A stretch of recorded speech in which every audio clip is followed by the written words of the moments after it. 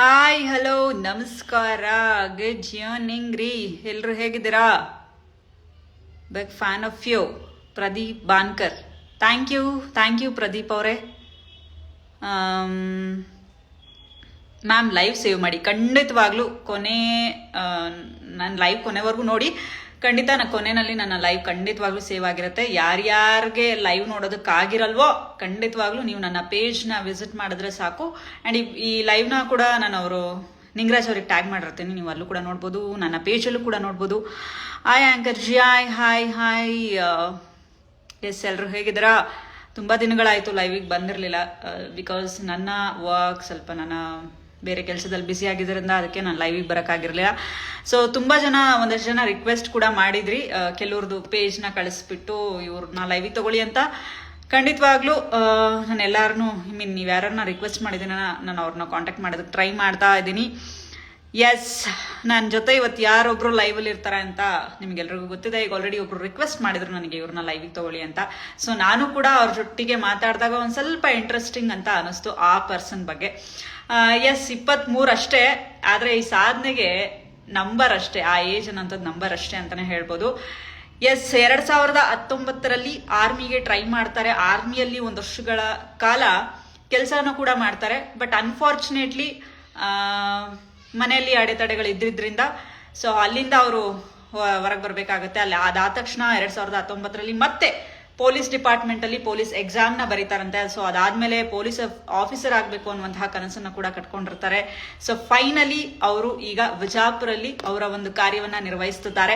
ಅವರ ಬಗ್ಗೆ ಇನ್ನಷ್ಟು ತಿಳ್ಕೊಳ್ತಾ ಹೋಗೋಣ ಈ ಒಂದು ಲೈವ್ ಮುಖಾಂತರ. ಎಸ್, ಇನ್ನೇನು ನಿಂಗರಾಜ್ ಅವ್ರು ಜಾಯಿನ್ ಆಗಿದ್ದಾರೆ ನನ್ನ ಲೈವಲ್ಲಿ. ಅವ್ರನ್ನ ಲೈವಿಗೆ ಕನೆಕ್ಟ್ ಮಾಡ್ಕೊಳ್ತಾ ಹೋಗ್ತೀನಿ. ಖಂಡಿತವಾಗ್ಲೂ ನಿಮಗೂ ಕೂಡ ಏನಾದರೂ ಪ್ರಶ್ನೆಗಳಿತ್ತು ಅಂತ ಅಂದ್ರೆ ಕಮೆಂಟ್ ಮೂಲಕ ತಿಳಿಸ್ಬೋದು, ಅವರಿಂದ ಉತ್ತರವನ್ನ ಪಡೆದುಕೊಳ್ತೀನಿ. ಜೊತೆಗೆ ಲಾಸ್ಟ್ ಅಲ್ಲಿ ಇಫ್ ಪಾಸಿಬಲ್ ನಾನು ನಿಮ್ಮನ್ನು ಕೂಡ ಲೈವಿಗೆ ತಗೊಳ್ಳೋದಕ್ಕೆ ಟ್ರೈ ಮಾಡ್ತೀನಿ. ದಯವಿಟ್ಟು ಲೈವ್ ಕನೆಕ್ಟ್ ಆಗಿಲ್ಲ ಅಂದ್ರೆ ಬೈಕೋಬೇಡಿ, ನೆಟ್ವರ್ಕ್ ಇಶ್ಯೂಸ್ ಇರತ್ತೆ. ಸೊ ಹಾಗಾದ್ರೆ ತಡ ಮಾಡೋದು ಬೇಡ, ನಿಂಗರಾಜ್ ಅವ್ರನ್ನ ಲೈವಿಗೆ ತಗೊಳ್ತಾ ಹೋಗೋಣ, ಮಾತಾಡ್ತಾ ಹೋಗೋಣ ಅವ್ರ ಹತ್ರ.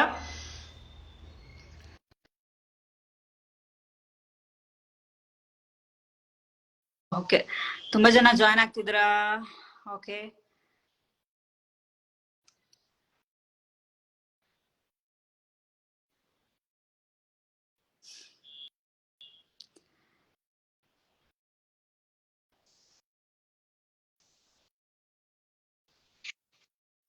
ಹಾಯ್ ನಿಂಗರಾಜ್ ಅವರೇ, ನಮಸ್ತೆ.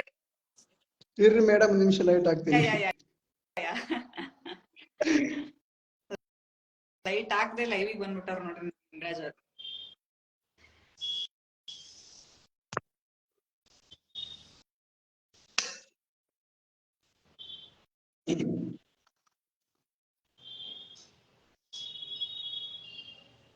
ಎಸ್, ನಿಂಗರಾಜ್ ಅವರೇ ನಮಸ್ತೆ. ಹಾ ಮೇಡಮ್ ನಮಸ್ತೆ. ಯಾ ಖುಷಿ ಆಗ್ತದೆ, ಯೂನಿಫಾರ್ಮ್ ಅಲ್ಲಿ ಸಕ್ಕತ್ತಾಗಿ ಕಾಣಿಸ್ತಾ ಇದ್ದೀರಾ. ಹಾ ಮೇಡಮ್. ಹಾ ಮೇಡಮ್, ಇಷ್ಟನ ನಿಮ್ ಆನ್ಸರ್. ಆದ್ರೆ ನನ್ನ ಪ್ರಶ್ನೆಗಳಿಗೆ ನೀವು ಲಾಂಗ್ ಆನ್ಸರ್ಸ್ ಕೊಡ್ಬೇಕು, ಓಕೆನಾ? Okay madam, okay. ಯಾವ ರೀತಿ ಅಂತ ಆ ರೀತಿ ಕೊಡ್ತೀನಿ ಆನ್ಸರ್, ಗೊತ್ತಿದ್ದಷ್ಟು. ಓಕೆ, ಹೇಗಿದ್ದೀರಾ ನಿಂಗರಾಜ್ ಅವರೇ? ಚೆನ್ನಾಗಿದ್ದೀನಿ ಮೇಡಮ್, ತಾವೇಗಿದ್ದೀರಾ? ನಾನು ಸೂಪರ್. KCC4 ಆಂಕರ್ ಮಾಡಿ ಮೇಡಮ್ ನೀವು. Super fine. ನಿಂಗರಾಜ್ ಅವರೇ, ನನಗೆ ಒಂದಷ್ಟು ಜನ ನಿಮ್ಮ ಪೇಜ್ ನ ಕಳಿಸ್ಬಿಟ್ಟು ರಿಕ್ವೆಸ್ಟ್ ಮಾಡಿದ್ರು ಲೈವಿಗೆ ತಗೊಳ್ಳಿ ಅಂತ ಹೇಳಿ. ಸುಮಾರು ಒಳ್ಳೆ ಮಾಹಿತಿ ಅಂತೆ ನೀವು. ಆಮೇಲೆ ಜೊತೆಲಿ ಏಜ್ ಆದ್ರೂ ಕೂಡ ಸಾಧನೆಯ ಮೆಟ್ಟಿಲನ್ನ ಖುಷಿ ಆಗತ್ತೆ. ನಿಮ್ ಬಗ್ಗೆ ಕೊಂಡೆ ನಾನು ನಿಮಗೆ ಕಾಲ್ ಮಾಡಿದಾಗ ಗೊತ್ತಾಯ್ತು ನಿಮ್ ಬಗ್ಗೆ. ಖುಷಿ ಆಗುತ್ತೆ, ಒಂದು ಚಿಕ್ಕ ಏಜ್ ಅಲ್ಲೇ ಸಾಧನೆ. ಖುಷಿ ಆಯ್ತು, ನಿಮ್ಮನ್ನ ಮಾತಾಡ್ತಾ ಇರೋದು ಖುಷಿ ಆಗ್ತಾ ಇದೆ.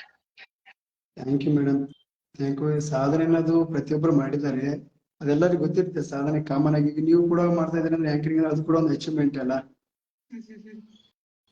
ಅದು ಹಾ ಮೇಡಮ್. ಹೇಳಿ ಹೇಳಿ ಹೇಳಿ ಹೇಳಿ.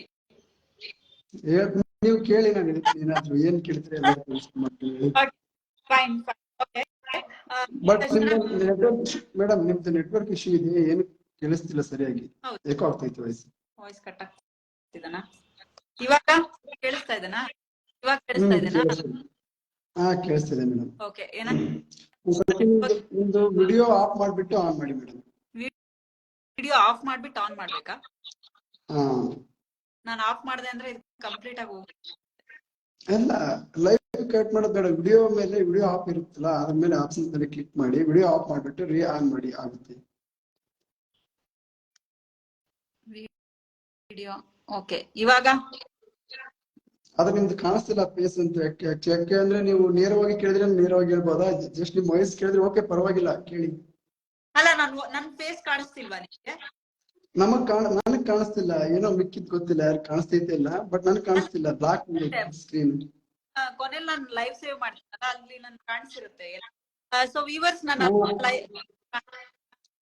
ನಿಮ್ಮ ಆಪ್ಷನ್ಸ್ ಏನೋ ತಪ್ಪಿಲ್ಲ, ಗೊತ್ತಿಲ್ಲ ನಂಗೆ, ಕೆಲವ್ರದಂಗ ಆಗುತ್ತೆ. ಓಕೆ ಮೇಡಮ್, ಓಕೆ ಓಕೆ ಹೇಳಿ. ಓಕೆ. ಎಲ್ಲ ಕಾಣಿಸ್ತಾ ಇದಾರೆ. ವಯಸ್ಸು ಎಷ್ಟು? ಅವ್ರ ವಯಸ್ಸು ತಗೋಣ, ವಯಸ್ಸು ಜಾತಕ ಆಗಿಲ್ಲ, ಅವ್ರ ಬಗ್ಗೆ ಎಲ್ಲ ತಿಳ್ಕೊಳ್ತಾ ಹೋಗೋಣ. ಕಾಣ್ತಾ ಇದೆ, ಎಲ್ರು ಹೇಳ್ತಾ ಇದಾರೆ ಕಾಣಿಸ್ತಾ ಇದೀವಿ, ನೋ ಇಶ್ಯೂಸ್. ನಿಮಗೆ ಅಷ್ಟೇ ನಮಗ್ ಕಾಣ್ತಿಲ್ಲ, ಓಕೆ ಪರವಾಗಿಲ್ಲ ಕೇಳಿ. ಪರವಾಗಿಲ್ಲ, ಓಕೆ. ನಮಗಂತೂ ನೀವು ಕಾಣಿಸ್ತಾ ಇದ್ದೀರಪ್ಪ, ಅಷ್ಟ್ ಸಾಕು. Okay fine.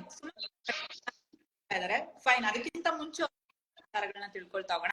ಓಕೆ, ನಿಂಗರಾಜ್ ಅವರೇ, ನಿಮ್ಮ ಪರಿಚಯ ಮೂಲತಃ ಎಲ್ಲಿ, ಅವರು ಏನ್ ಮಾಡ್ಕೊಂಡಿದ್ದೀರಾ ಬಗ್ಗೆ? ನೋಡಿ ಮೇಡಮ್, ನಾನು ಮೂಲತಃ ಬಂದ್ಬಿಟ್ಟು ನಾನು ಯಾದಗಿರಿ ಜಿಲ್ಲೆ ಹುಣಸಗಿ ತಾಲೂಕು ಎಂಬವನು. ಹುಣಸಗಿ ನಮ್ಮ ತಾಲೂಕು ಹುಣಸಗಿ, ನಾನು ಇರೋದು ಕೂಡ ಹುಣಸಗಿನೇ, ಬಟ್ ಇವಾಗ ಪ್ರೆಸೆಂಟ್ ಡ್ಯೂಟಿ ಮಾಡ್ತಾ ಇರೋದು ವಿಜಯಪುರ ಡಿಸ್ಟಿಕ್ ಅಲ್ಲಿ. ಓಕೆ. ಏನು ಮಾಡ್ತಾ ಇದ್ದೀರಾ ಇಲ್ಲಿ ವಿಜಯಪುರಲ್ಲಿ? ನೋಡಿ ಮೇಡಮ್, ಇವಾಗ ಪೊಲೀಸ್ ಅಲ್ಲಿ ಬಹಳ ತರ ಇದೆ, ಅಂದ್ರೆ ಟೈಪ್ಸ್ ಆಫ್ ಪೊಲೀಸ್. ಅಂದ್ರೆ ಕರ್ನಾಟಕದಲ್ಲಿ ಬಂದ್ಬಿಟ್ಟು KSP ಡಿಪಾರ್ಟ್ಮೆಂಟ್ ಒಂದೇ, ಕರ್ನಾಟಕ ಸ್ಟೇಟ್ ಪೊಲೀಸ್ ಅನ್ನೋದು. ಬಟ್ ಅದರಲ್ಲೇ ನೋಡಿ CR ಅಂತ ಬರುತ್ತೆ. CR ಅಂದ್ರೆ ಸಿಟಿ ಆರ್ಮ್ಡ್ ರಿಸರ್ವ್ ಅಂತ. ನೆಕ್ಸ್ಟ್ ಬರುತ್ತೆ ನೋಡಿ DR, ಡಿಸ್ಟ್ರಿಕ್ಟ್ ಆರ್ಮ್ಡ್ ರಿಸರ್ವ್ ಅಂತ. KSRP ಬರುತ್ತೆ, ಕರ್ನಾಟಕ ಸ್ಟೇಟ್ ರಿಸರ್ವ್ ಪೊಲೀಸ್. ಅದೇ ರೀತಿ ಸಿವಿಲ್ ಅಂತ ಬರ್ತದೆ. ಸಿವಿಲ್ ಅಂದ್ರೆ ಇದು ಜಸ್ಟ್ ಕ್ರೈಮ್ ಸಂಬಂಧಪಟ್ಟಂಗೆ, ಅಂದ್ರೆ ಯಾವ್ದಾದ್ರು ಕೇಸ್ ತಗೊಳ್ಳೋದು, ಯಾರಿಗಾದ್ರೂ ಹೊಡೆಯೋದು ಬಡಿಯೋದು ಇಂತೆಲ್ಲ ಕೇಸ್ ಎಲ್ಲ ಸ್ಟೇಷನ್ ಸಂಬಂಧಪಡುತ್ತೆ, ಇದು ಸಿವಿಲ್ ಅಂತಾರೆ. ಅದೇ ರೀತಿ ಬರುತ್ತೆ KSISF ಅಂತ, Karnataka state industrial security force, ಅಂದ್ರೆ ಇಂಡಸ್ಟ್ರಿಯಲ್ ಸಂಬಂಧಪಟ್ಟಾಗೆ. ಇನ್ನೊಂದು ಬರುತ್ತೆ ನೆಕ್ಸ್ಟ್, ಇನ್ನೊಂದು ನಮ್ಮ ಸ್ಪೆಷಲ್ ಫೋರ್ಸ್ IRB ಅಂತ. ಅಂದ್ರೆ ನಮ್ದು IRB ಬಂದ್ಬಿಟ್ಟು ನೋಡಿ ಎಂಟರ್ ಇಂಡಿಯಾಗೆ ಸಂಬಂಧಪಡುತ್ತೆ, ಇಂಡಿಯನ್ ರಿಸರ್ವ್ ಬಟಾಲಿಯನ್ ಅಂತ ಮೇಡಮ್. Indian reserve battalion. ಹಾ ಮೇಡಮ್. ಓಕೆ. ಏನ್ ಇನ್ಕ್ಲೂಡ್ ಆಗುತ್ತೆ? ಡಿಪಾರ್ಟ್ಮೆಂಟ್ ಕೂಡ ಯಾವ ರೀತಿಯ ಕೆಲಸಗಳನ್ನ ಮಾಡಬಹುದು, ಅಂಡ್ ಅದಕ್ಕೆ ಯಾವ ರೀತಿಯಾಗಿ ಪ್ರಿಪರೇಷನ್ ಮಾಡ್ಕೋಬೇಕು, ಅದು ಯಾವ ತರದ ಡಿಪಾರ್ಟ್ಮೆಂಟ್, ಅದು ಯಾವ ಡಿಪಾರ್ಟ್ಮೆಂಟ್, ಆ ವಿಚಾರಕ್ಕೆ ಸಂಬಂಧ? ನೋಡಿ ಮೇಡಮ್, ಇವಾಗ ಕ್ಯಾಶುವಲ್ ಆಗಿ ಏನಂದ್ರೆ ಎಲ್ರಿಗೂ ಏನಿಸ್ತಂದ್ರೆ ಬಾಲ್ಯದಿಂದಲೂ ಕೂಡ, ಈಗ ಎಲ್ಲರೂ ಚಿಕ್ಕವರಿದ್ದಾಗ ಈ ಕಾಮನ್ ಆಗಿ ಯಾರಿಗಾದ್ರೂ ಕ್ವಶನ್ ಕೇಳಿ ನೀನ್ ಏನಾಗ್ತಿ ಮುಂದೆ ಅಂತ ಕೇಳಿದ್ರೆ ಅವ್ರ ಏನ್ ಹೇಳ್ತಾರೆ, ನಾನು ಪೊಲೀಸ್ ಆಗ್ತೀನಿ. ಜಸ್ಟ್ ಕಾಮನ್ ಆಗಿ ಬರುವಂತ ವರ್ಡ್ ಅದು. ಬಟ್ ಇವಾಗ ನಾವು ಊರಲ್ಲಿ ಹೋದ್ರೆ ನಮ್ಗೆ ಏನ್ ವ್ಯಾಲ್ಯೂ ಬರುತ್ತೆ ಅಂದ್ರೆ, ನಮ್ ಇವನ್ ಮಗ ಪೊಲೀಸ್ ಅದನ, ಇವನ್ ಮಕ್ಕಳು ಪೊಲೀಸ್ ಅದನ ಅಂತ ಇಷ್ಟೇ ಬರುತ್ತೆ. ಬಟ್ ಇವನು CR ಅದನ, DR ಅದನ, ಸಿವಿಲ್ ಅದನ, IRB ಅದನ, ಇಂತ ಯಾವ್ದು ಲೆಕ್ಕಕ್ಕೆ ಬರಲ್ಲ. ಅಲ್ಲೇನು ಊರಲ್ಲಿ ಏನ್ ಗೊತ್ತಿರುತ್ತೆ ಹಳ್ಳಿಯಲ್ಲಿ. ಹಂಗಾಗಿ ಯಾವ್ದೇ ರೀತಿಯಾದ ಪೊಲೀಸಲ್ಲಿ ಎಲ್ಲ ಇವ್ರು ಕೆಲವೊಬ್ರು ಅಂತಾರೆ ನಾನು ಸಿವಿಲ್ ಆಗ್ಬೇಕು, ಅದೇ ಆಗ್ಬೇಕು, ಇದೇ ಆಗ್ಬೇಕು ಅಂತ. ಎಲ್ಲ ಕೂಡ ಸೇಮ್. ಅಂದ್ರೆ ಇವಾಗ ಯಾವ್ದಾದ್ರು ನೀವು ಪೊಲೀಸಲ್ಲಿ PC ಅಂತ ಬಂತಂದ್ರೆ ಪೊಲೀಸ್ ಕಾನ್ಸ್ಟೇಬಲ್, ಓಕೆನಾ? ಈ ಪೊಲೀಸ್ ಕಾನ್ಸ್ಟೇಬಲ್ ಅಲ್ಲಿ ನೀವು ಯಾವ್ದಾದ್ರು ಅಪಾಯಿಂಟ್ ಆಗ್ಲಿ, DR ಆಗ್ಲಿ, CAR ಆಗ್ಲಿ, ಸಿವಿಲ್ ಆಗ್ಲಿ, KSRP ಆಗ್ಲಿ, KSISF ಆಗ್ಲಿ, IRB ಆಗ್ಲಿ, ಬಟ್ ಮೂಲವೇತ ಏನ್ ಸ್ಟಾರ್ಟಿಂಗ್ ಏನ್ ಬೇಸಿಕ್ ಇರುತ್ತೆ ಎಲ್ಲ ಪೇಮೆಂಟ್ ಕೂಡ ಸೇಮ್ ಇರುತ್ತೆ, ಏನ್ ಚೇಂಜಸ್ ಇರಲ್ಲ. ಆಫರ್ ಇರುತ್ತೆ. ಯಾವ್ದೇ ರೀತಿಯಾದ ಏನು ಇರಲ್ಲ, ಬಟ್ ಡ್ಯೂಟೀಸ್ ಮಾತ್ರ ಬೇರೆ ಬೇರೆ ಇರುತ್ತೆ ಅಷ್ಟೇ, ವರ್ಕ್ ಮಾತ್ರ ಬೇರೆ. ಈಗ ನೋಡಿ CR ಅಂತ ಬಂದ್ಬಿಟ್ಟು ನೋಡಿ, CR ಅಂತ ಬಂದ್ರೆ ಸಿಟಿ ಆರ್ಮ್ ರಿಸರ್ವ್. ಅಂದ್ರೆ CR ಅಂದ್ರೆ ಸಿಟಿ ಸಂಬಂಧಪಡ್ತಾರೆ. ಅಂದ್ರೆ ಕಮಿಷನರೇಟ್ ಅಂತ ನಮ್ಮ ಕರ್ನಾಟಕದಲ್ಲಿ 6 ಕಮಿಷನರೇಟ್ ಇವೆ: ಬೆಂಗಳೂರು, ಬೆಳಗಾವಿ, ಮಂಗಳೂರು, ಮೈಸೂರು, ಹುಬ್ಳಿ, ಧಾರವಾಡ ಮತ್ತು ಕಲಬುರಗಿ. ಇವು 6 ಕಮಿಷನರೇಟ್ ಅಲ್ಲಿ ಏನ್ ವರ್ಕ್ ಮಾಡ್ತಾರಲ್ಲ ಡಿಸ್ಟಿಕ್ ಅಲ್ಲಿ, ಅವ್ರಿಗೆ CR ಅಂತ ಕರೀತಾರೆ. ಅದ್ರ ಬಿಟ್ಟು ಮಿಕ್ಕಿದ ಜಿಲ್ಲೆಗಳಾದವ್ರು ಅಲ್ಲಿ ವರ್ಕ್ ಮಾಡೋರಿಗೆ ಅವ್ರಿಗೆ DR ಅಂತ ಕರೀತಾರೆ, ಅವ್ರು district arm reserve. Okay fine. ಇನ್ನೊಂದು ಹೇಳ್ತಾ ಇದಾರೆ, ಅದಕ್ಕೆ ಹೇಳ್ತಿದೀನಿ, ಅವರು ಡ್ರೆಸ್ ನೀವು ಲೈವ್ ಮಾಡ್ಬೋದಾ, ಅಥವಾ ಡ್ರೆಸ್ ಹಾಕೊಳಕ್ ಏನಾದ್ರೂ ರಿಸ್ಟ್ರಿಕ್ಷನ್ಸ್ ಇದೆನಾ, ಇಂತ ಕಡೆನೆ ಆ ಡ್ರೆಸ್ ಮಾಡ್ಬೇಕು ಅಂತ ಏನಾದ್ರು ಇದೆನಾ ಅಂತ? ಯಾಕಂದ್ರೆ ನಾನು ಅದನ್ನ ಬೇಕಂತ ನಾನೇ ಕೇಳಿದ್ದು, ಅವರು ಹಾಕೊಂಡಿರ್ಲಿಲ್ಲ, ನಾನೇ ಆನ್ಸರ್ ಮಾಡ್ತೀನಿ. ನೋಡಿ, ಇದು ಡ್ರೆಸ್ ಅನ್ನೋದು ಯಾವ್ದೇ ರೀತಿ ಅಂತ ಇಲ್ಲಿಗಲ್ ಅಲ್ಲ, ಲೀಗಲಿ ಅದು, ಓಕೆನಾ? ಅದು ನಾವು ಡ್ರೆಸ್ ಮೇಲೆ ಹಾಕೋ, ಇಲ್ಲಿ ರೂಲ್ಸ್ ಇದೆ, KCSR ರೂಲ್ಸ್ ಇದೆ, KP act, Karnataka police act ಅಲ್ಲಿ ಇದೆ. ಒಬ್ಬ ಯೂನಿಫಾರ್ಮ್ ಧರಿಸ್ಬಿಟ್ಟು ಇನ್ನೊಬ್ರಿಗೆ ಮೋಟಿವೇಶನ್ ಕೊಡ್ತೀನಿ ಅಂದ್ರೆ ಯಾರು ಬೇಡ ಅಂತ ಹೇಳಲ್ಲ. ಅದೇ ಡ್ರೆಸ್ ಹಾಕೊಂಡ್ಬಿಟ್ಟು ಅನ್ಯಾರ್ಗ ಮಾರ್ಗದಲ್ಲಿ ಅಂದ್ರೆ ಬೇರೆ ದುರ್ಮಾರ್ಗದಲ್ಲಿ ನಡೆದ್ರೆ ಮತ್ತೆ ಲಾಸ್ಟ್ ಟೈಮ್ ಅಲ್ಲಿ ಕೂಡ ಒಬ್ರು ಮಾಡಿದ್ರು ನಮ್ ಪೊಲೀಸ್ ಕಾನ್ಸ್ಟೇಬಲ್ ಅವ್ರೆ, ಒಂದು ಜಸ್ಟ್ ಒಂದು ಡ್ರೆಸ್ ಯೂನಿಫಾರ್ಮ್ ಹಾಕಿದ್ದಿಲ್ಲ, ಜಸ್ಟ್ ಒಂದು ವೆಹಿಕಲ್ ಯೂನಿಫಾರ್ಮ್ ಹಾಕ್ದೇನೆ ಒಂದು ವೆಹಿಕಲ್ ಮುಂದೆ ನಿಂತು, ಪೊಲೀಸ್ ವೆಹಿಕಲ್ ಮುಂದೆ ನಿಂತು ಜಸ್ಟ್ ಏನೋ ಬ್ಯಾಡ್ ವರ್ಡ್ ಯೂಸ್ ಮಾಡಿದ್ದ, ಅವ್ನಿಗೆ ಸಸ್ಪೆಂಡ್ ಮಾಡಿದ್ರು. 6 ರೂಲ್ಸ್ ಇದೆ. ಅಂದ್ರೆ ಓಕೆ. ಇದು ಜಸ್ಟ್ ಮೋಟಿವೇಶನ್ ಮಾಡ್ಬೋದು. ಯಾವ್ದೇ ರೂಲ್ಸ್, ಯಾವ್ದೇ ಒಂದು ಈ ಭಗವದ್ಗೀತೆ ತೆಗೆದು ನೋಡಿದ್ರು ರೂಲ್ಸ್ ಇಲ್ಲ. ಅದು ಇವ್ರು ಡ್ರೆಸ್ ಮೇಲೆ ಲೈವ್ ಬರ್ಬಾರ್ದು, ವಿಡಿಯೋ ಮಾಡ್ಬಾರ್ದು ಅಂತ. ಮಾಡ್ಬೋದು, ಮೋಟಿವೇಶನ್ ವಿಡಿಯೋ ಮಾಡ್ಬೋದು, ಏನಾದ್ರು ಎಂಟರ್ಟೈನ್ಮೆಂಟ್ ಮಾಡ್ಬೋದು, ಆದ್ರೆ ಬಟ್ ಬ್ಯಾಡ್ ವರ್ಡ್ ಯೂಸ್ ಮಾಡೋಂಗಿಲ್ಲ. ಓಕೆನಾ? ಬ್ಯಾಡ್ ವರ್ಡ್ ಯೂಸ್ ಮಾಡಂಗಿಲ್ಲ, ಇಲ್ಲಿಗಲ್ ಆಕ್ಟಿವಿಟೀಸ್ ಯೂಸ್ ಮಾಡಂಗಿಲ್ಲ ಅಷ್ಟೇ. ಓ, ಅಂದ್ರೆ ಅದಕ್ಕೂ ಕೂಡ ಈ ಡ್ರೆಸ್ಗೂ ಕೂಡ ಒಂದ್ ಇದು ಇದೆ, ಅಂದ್ರೆ ಇಂತ ಕಡೆನೆ ಹಾಕೋಬೇಕು, ಈ ತರದ ಕೆಲಸ ಮಾಡ್ಬೋದು, ನೋಡ್ರಿ ಮಾಡಬಾರ್ದು ಅಂತ. ಕೆಲವೊಬ್ರಿಗೆ ಗೊತ್ತಿಲ್ಲ ಡ್ರೆಸ್ ಬಗ್ಗೆ. ಡ್ರೆಸ್ ಕೋಡಿಂಗ್ ಹೆಂಗಿರುತ್ತಂದ್ರೆ, ಇವಾಗ ಕಡ್ಡಾಯವಾಗಿ ನೋಡಿ ನಾವು ಡ್ರೆಸ್ ಹಾಕಿದ್ವಿ ಅಂದ್ರೆ ಕಡ್ಡಾಯವಾಗಿ ನಮ್ಗೆ ಬೆಲ್ಟ್ ಇರ್ಬೇಕು, ವಿತ್ ಬೂಟ್ ಶೂ ಇರ್ಬೇಕು. ಡ್ರೆಸ್ ಹಾಕೊಂಡು ನಾವು ಶೂ ಹಾಕಲ್ಲ, ಚಪ್ಪಲ್ ಮೇಲೆ ಹಾಕಿದ್ರೆ ಅದು ರೂಲ್ ಇಲ್ಲ ಆತರ.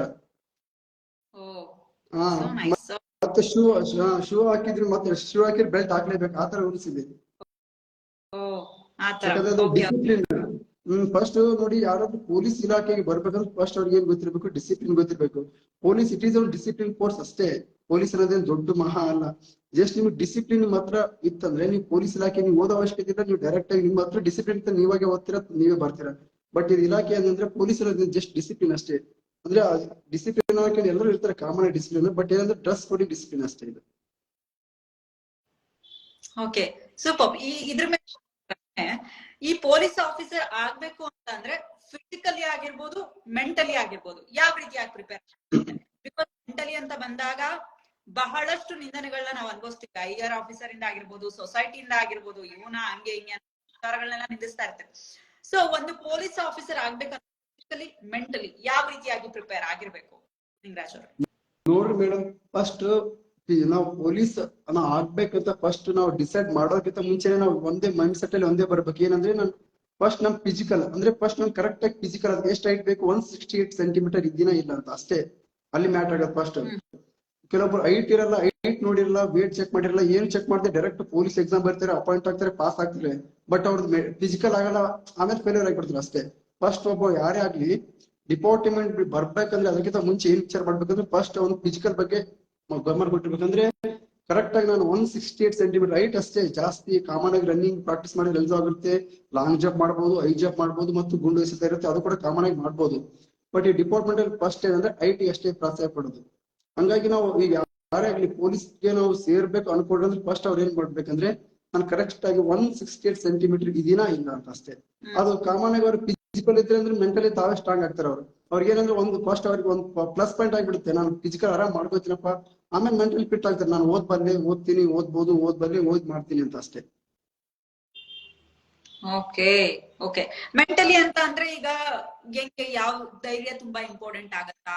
ಯಾಕಂದ್ರೆ ಕೆಲವೊಂದು ಕೊಲೆ ಕೇಸಸ್ ಗಳನ್ನ ಹ್ಯಾಂಡಲ್ ಮಾಡ್ಬೇಕಾಗಿರುತ್ತೆ, ಕೆಲವೊಂದಷ್ಟು ಡಿಪಾರ್ಟ್ಮೆಂಟ್ ಗಳನ್ನ ಹ್ಯಾಂಡಲ್ ಮಾಡ್ಬೇಕಾಗುತ್ತೆ. ಸೊ ಹೇಗೆ ಮೆಂಟಲಿ ಪ್ರಿಪೇರ್ ಆಗ್ಬೇಕು ನಮ್ಮನ್ನ ನಾವು?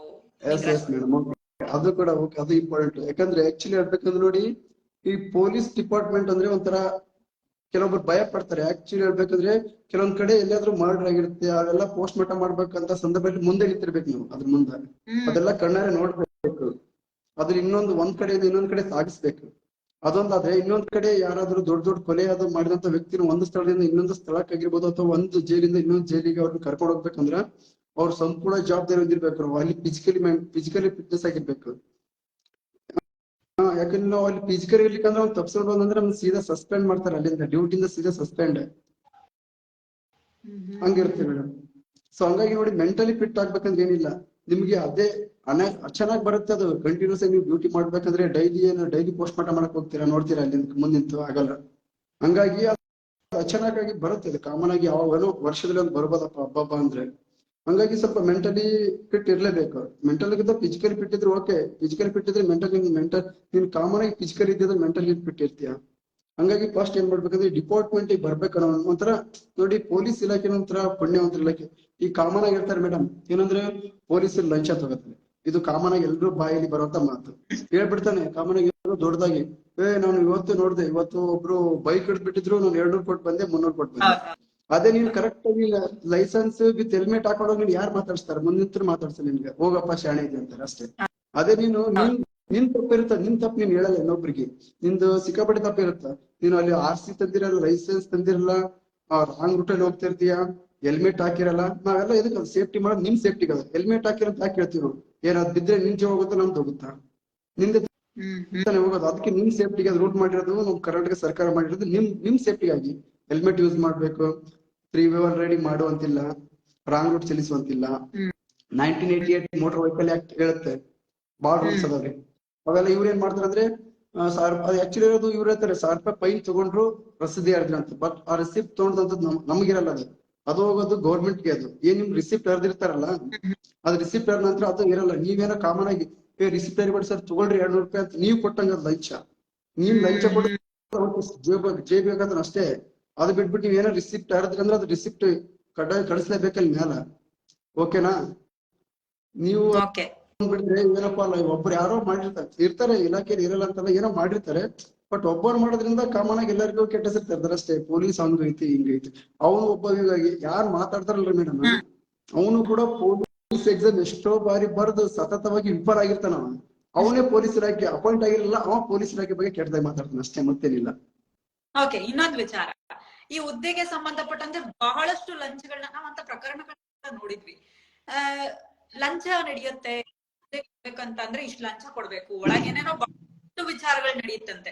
ಇದ್ರ ಬಗ್ಗೆ ಏನ್ ಹೇಳ್ತೀರಾ? ಯಾಕಂದ್ರೆ ಅಂತ ನೋಡಿ ಕಂಡಿದೀವಿ.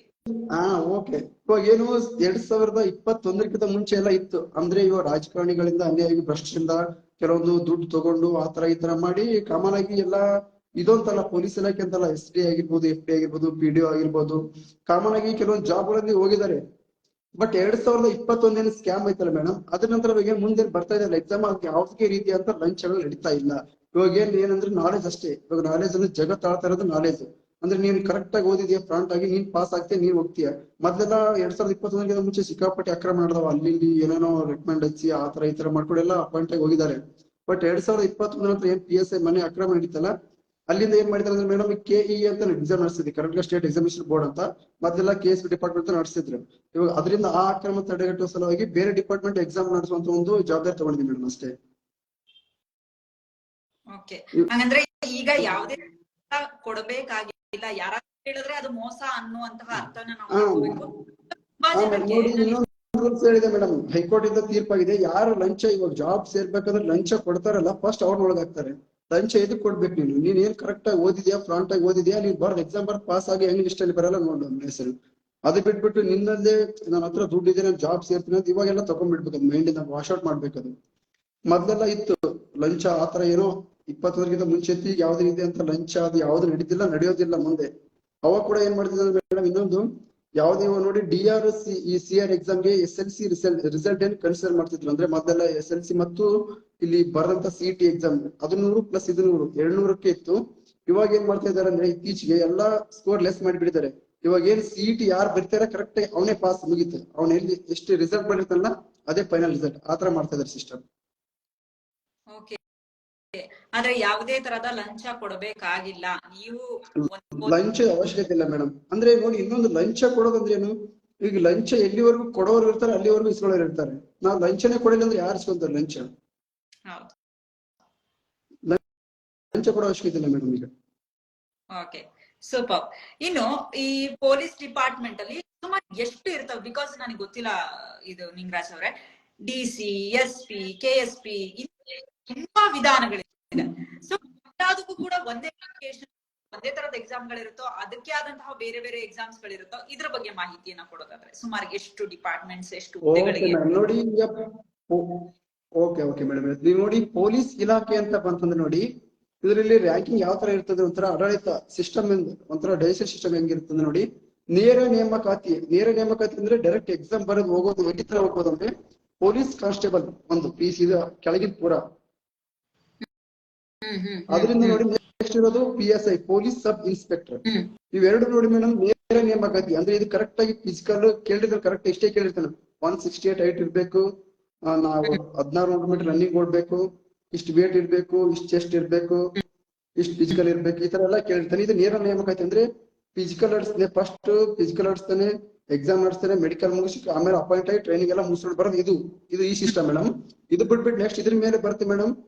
ನೆಕ್ಸ್ಟ್ PC ಇಂದ PSI ಇಂದ CPI ಅಂದ್ರೆ ಸರ್ಕಲ್ ಪೊಲೀಸ್ ಇನ್ಸ್ಪೆಕ್ಟರ್. ಅವ್ರ ಮೇಲೆ ಇರ್ತಾರೆ DYSP, ಲಂಚ ಕೊಡಲ್ಲ, ನಮ್ ಕೆಲ್ಸನೇ ಆಗಲ್ಲ, SP ಫೈರೇ ಮಾಡಲ್ಲ. ನಿನ್ಗೆ ಆನ್ಸರ್ ಮಾಡ್ತೀನಿ. ನೀನ್ ಯಾಕೆ ಲಂಚ ಕೊಡಕ್ ನಿನ್ ಬೇಕಾದಾಗ ಕೊಡ್ತೀನಿ ಲಂಚ. ನಿನ್ಗೆ ಅದೆಲ್ಲ ಬೇಕಾಗಿಲ್ಲ, ನೀನ್ ಯಾಕೆ ಲಂಚ ಕೊಡ್ತೀನಿ? ನಿನ್ಗೆ ಏನಾದ್ರು ರೂಲ್ಸ್ ಗೊತ್ತೈತೇನು? ಕರ್ನಾಟಕ ಪೊಲೀಸ್ ಆಕ್ಟ್ ಏನ್ ಹೇಳುತ್ತಾ?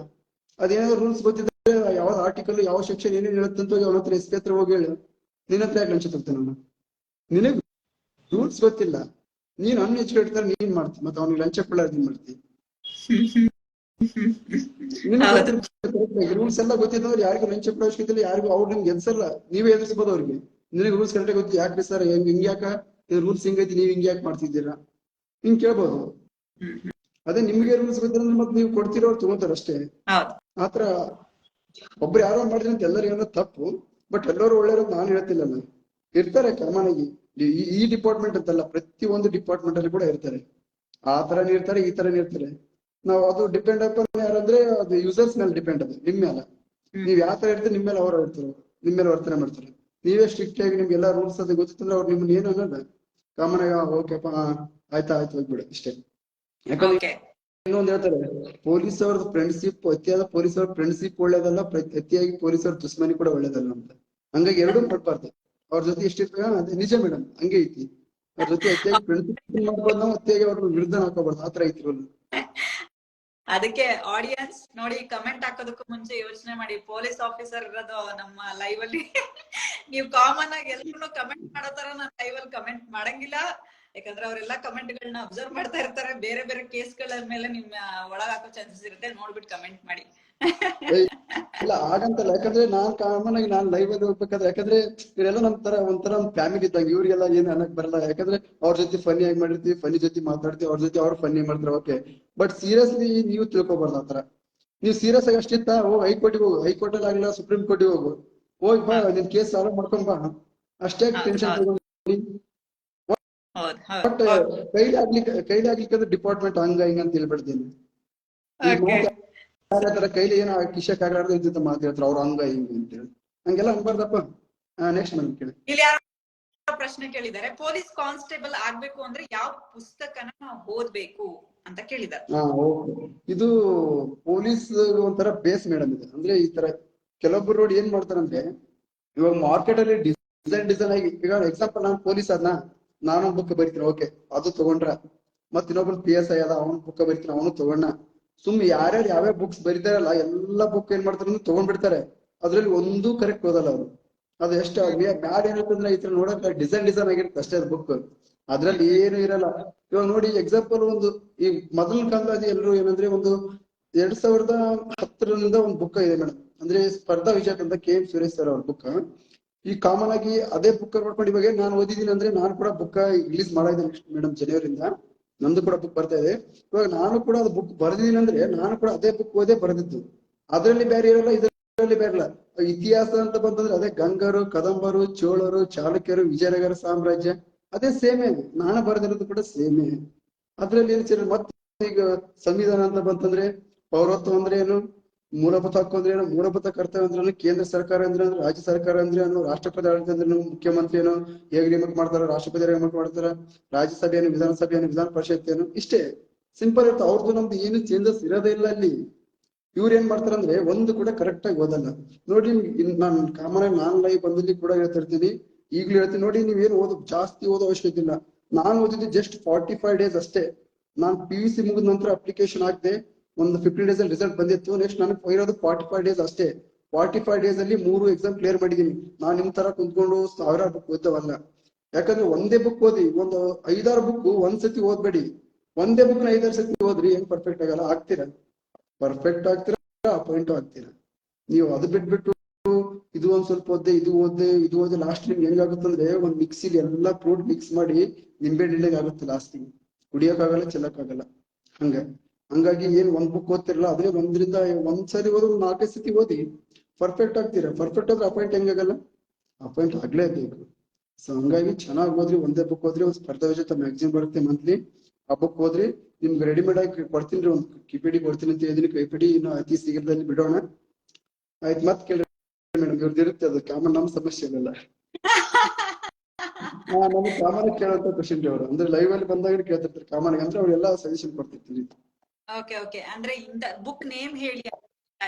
ನೋಡಿ brother, ಈಗ ನೋಡಿ ಪ್ರೆಸೆಂಟ್ ಅಲ್ಲಿ ಮಾರ್ಕೆಟಿಂಗ್ ಇರೋ ನೋಡಿ KM ಸುರೇಶ್ ಅವರ 9ನೇ ಮುದ್ರಣ ಅಂತ ಇದೆ.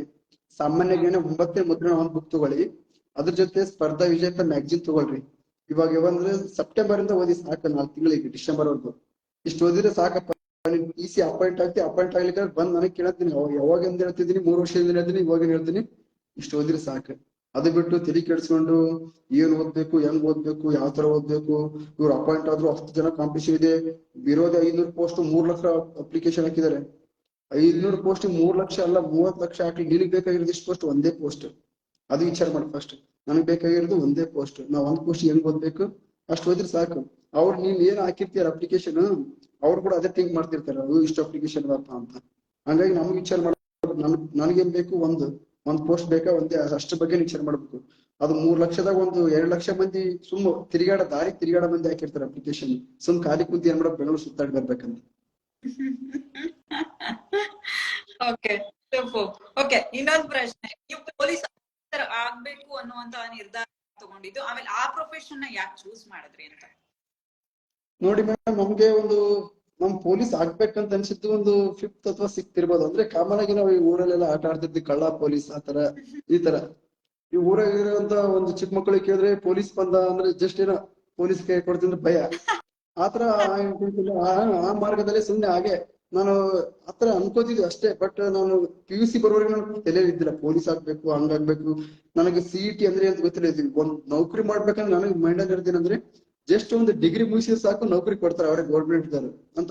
ಆ ಇಂಟೆನ್ಷನ್ ಇತ್ತು ನನ್ಗೆ, ಆ ಮೈಂಡ್ ಸೆಟ್ ಕೂಡ ಅಷ್ಟೇ ಇತ್ತು. ನನಗಿದೆಲ್ಲ ಓದ್ಬೇಕು, ಬರಿಬೇಕು, ಇದು ಎಕ್ಸಾಮ್ ಇರುತ್ತೆ, ಅದಕ್ಕೆ ಆತರ ಯಾವ್ದು ಗೊತ್ತಿದ್ದಿಲ್ಲ. PUC ಬಂದಂತ ನನಗೆ ಗೊತ್ತಾಗಿದ್ದು, ನಾನು ಫಸ್ಟ್ PUC ಇದ್ದಾಗ ಗೊತ್ತಾಗಿದ್ದು, ಓ ಯಾವ್ದೇ ಒಂದು ಎಕ್ಸಾಮ್ ಬರೀಬೇಕಂದ್ರೆ ಸ್ಪರ್ಧಾತ್ಮಕ ಪರೀಕ್ಷೆ ಅಂತ ಇರುತ್ತಪ್ಪ, ಅದು ಫೇಸ್ ಮಾಡ್ಬೇಕು. ಅದು ಫೇಸ್ ಮಾಡ್ಬೇಕಂದ್ರೆ ಇವೆಲ್ಲ ಬುಕ್ ಓದಿದ್ರೆ ನಡೆಯಲ್ಲ, ಅದಕ್ಕಂತ ಒಂದು ಸೆಪರೇಟ್ ಬುಕ್ ಇರುತ್ತೆ, ಆ ಬುಕ್ ತಗೊಂಡು ರೆಫರ್ ಮಾಡ್ಬೇಕು. ಅದು ಬರ ನಂತರ ಈ ತರ ಎಕ್ಸಾಮ್ ಪಾಸ್ ಆಗ್ಬೇಕು, ಅದಾದ್ಮೇಲೆ ಫಿಸಿಕಲ್ ಇರ್ತೈತೆ, ಅದು ಪಾಸ್ ಆಗ್ಬೇಕು, ಅದಾದ್ಮೇಲೆ ಮೆಡಿಕಲ್ ಇರ್ತೈತೆ. ಮೆಡಿಕಲ್ ಮುಗಿಸಿದ ನಂತರ ಮತ್ತೆ 9 ತಿಂಗಳು ಟ್ರೈನಿಂಗ್ ಇರ್ತೈತೆ. 9 ತಿಂಗಳು ಟ್ರೈನಿಂಗ್ ಆದ್ಮೇಲೆ ಮೈ ಮೇಲೆ ಡ್ರೆಸ್ ಹಾಕಬಹುದಪ್ಪ ಅಂತ ಅವಾಗ ಗೊತ್ತಾಗಿತ್ತು. ಅವಾಗಿಂದ ಆ ವೇಗದಲ್ಲಿ ಬಂದು, ಹಂಗಾಗಿ ನಮ್ಗೆ ಪೊಲೀಸ್ ಇಲಾಖೆ ಒಂಥರ ಏನೋ, ಈ ಇಲಾಖೆ ಮೈ ಮೇಲೆ ನೋಡಿ ಮೇಡಮ್, ಇವಾಗ ಕಾಮನ್ ಆಗಿ ಜಸ್ಟ್ ಇದೊಂಥರ ಜಸ್ಟ್ ಕಾಕಿ, ಅದೇ ನನಗೆ ಜಸ್ಟ್ ಇದು ಕಾಕಿನ ತೆಗೆದಾಕಿ ಬಂದ್ರೆ ಜಸ್ಟ್ ನಾನು ಕೂಡ ನಿಮ್ ತರ ಸಿವಿಲಿಯನ್ ಪರ್ಸನ್ ಅಲ್ಲ. ಹಂಗಾಗಿ ಕಾಕಿ ಅಂದ್ರೆ ಇದಕ್ಕೇನೋ ಒಂಥರ ಗತ್ತು, ಒಂಥರ ಗಂಭೀರ ಐತಿ. ಹಂಗಾಗಿ ಸೊ ನಾ ಬಾಳ ಒಂಥರ ಹೇಳ್ಕೊಳಕ್ ಪ್ರೌಡ್ ಫೀಲ್ ಐತಿ, ಒಂಥರ ಜೀಲಿ ಈ ಡ್ರೆಸ್ ಅಂದ್ರೆ ಒಂಥರ ಏನೋ ಆತರ ಐತಿ ಮೇಡಮ್. ಓಕೆ, PUC ನಲ್ಲಿ ಕೂಡ ಪರ್ಸೆಂಟೇಜ್ ಎಲ್ಲ ಮ್ಯಾಟರ್ ಆಗುತ್ತಾ? ಆಮೇಲೆ ಅಲ್ಲಿ ಯಾವ್ದು ತಗೊಳ್ತೀವಿ ಅಂತ, ಈಗ ಅಥವಾ ಹಿಸ್ಟ್ರಿನೋ ಅಲ್ಲ ಕಾಮರ್ಸ್, ಆಮೇಲೆ ಮತ್ತೆ ಆರ್ಟ್ಸ್ ಅಥವಾ ಸೈನ್ಸ್, ಯಾವ್ದು ತುಂಬಾ ಯೂಸ್ ಆಗುತ್ತೆ? ಓಕೆ ಮೇಡಮ್, ನೋಡಿ ನಮ್ದು ಬಂದ್ಬಿಟ್ಟು ನೋಡಿ, ನಾವೆಲ್ಲ ಹಳ್ಳಿ ಪ್ರತಿಭೆಗಳಾಗಿರೋದ್ರಿಂದ ನಾವು SSLC ಕೂಡ ಇವೆಲ್ಲ ಕನ್ನಡ ಇರೋರಲ್ಲೇ ಕಲ್ತಿದ್ದು ಗ್ರಾಮೀಣದಲ್ಲೇ. ಹಂಗಾಗಿ ಕೂಡ ನಾವು PUC ಬಂದ್ಬಿಟ್ಟು ನಮ್ಮ ಮನೇಲೆಲ್ಲ ಸೈನ್ಸ್ ಮಾಡಿದ್ರು. ಫಸ್ಟ್ ನಾನು ಸೈನ್ಸ್ ಓದೆ, ಸೈನ್ಸ್ ಮಾಡಿದ್ರು, PCMB ತಗೊಂಡಿದ್ದೆ. ನನಗೆ ಸೈನ್ಸ್ ಆಮೇಲೆ ಬಿಟ್ಟು ಬಂದ್ಬಿಟ್ಟೆ. ನಾನು 1 ವಾರ ಆಗಿತ್ತು, ನನಗೆ ಅವ್ರು ಏನ್ ಹೇಳ್ತಾರೋ ಗೊತ್ತಾಗಲ್ಲ. ಇಂಗ್ಲಿಷ್ ಹೇಳೋರು ನಮಗೆ ಅವ್ರ ಕ್ಲಾಸ್ ಕೇಳ್ಬಿಟ್ಟು ನಿದ್ದೆ ಬರೋದು. ಇನ್ ಲಾಸ್ಟ್ ಕೂಡ ನಾನು ಹೋಗಿ ಲಾಸ್ಟ್ ಬೆಂಚ್ ಅಲ್ಲಿ.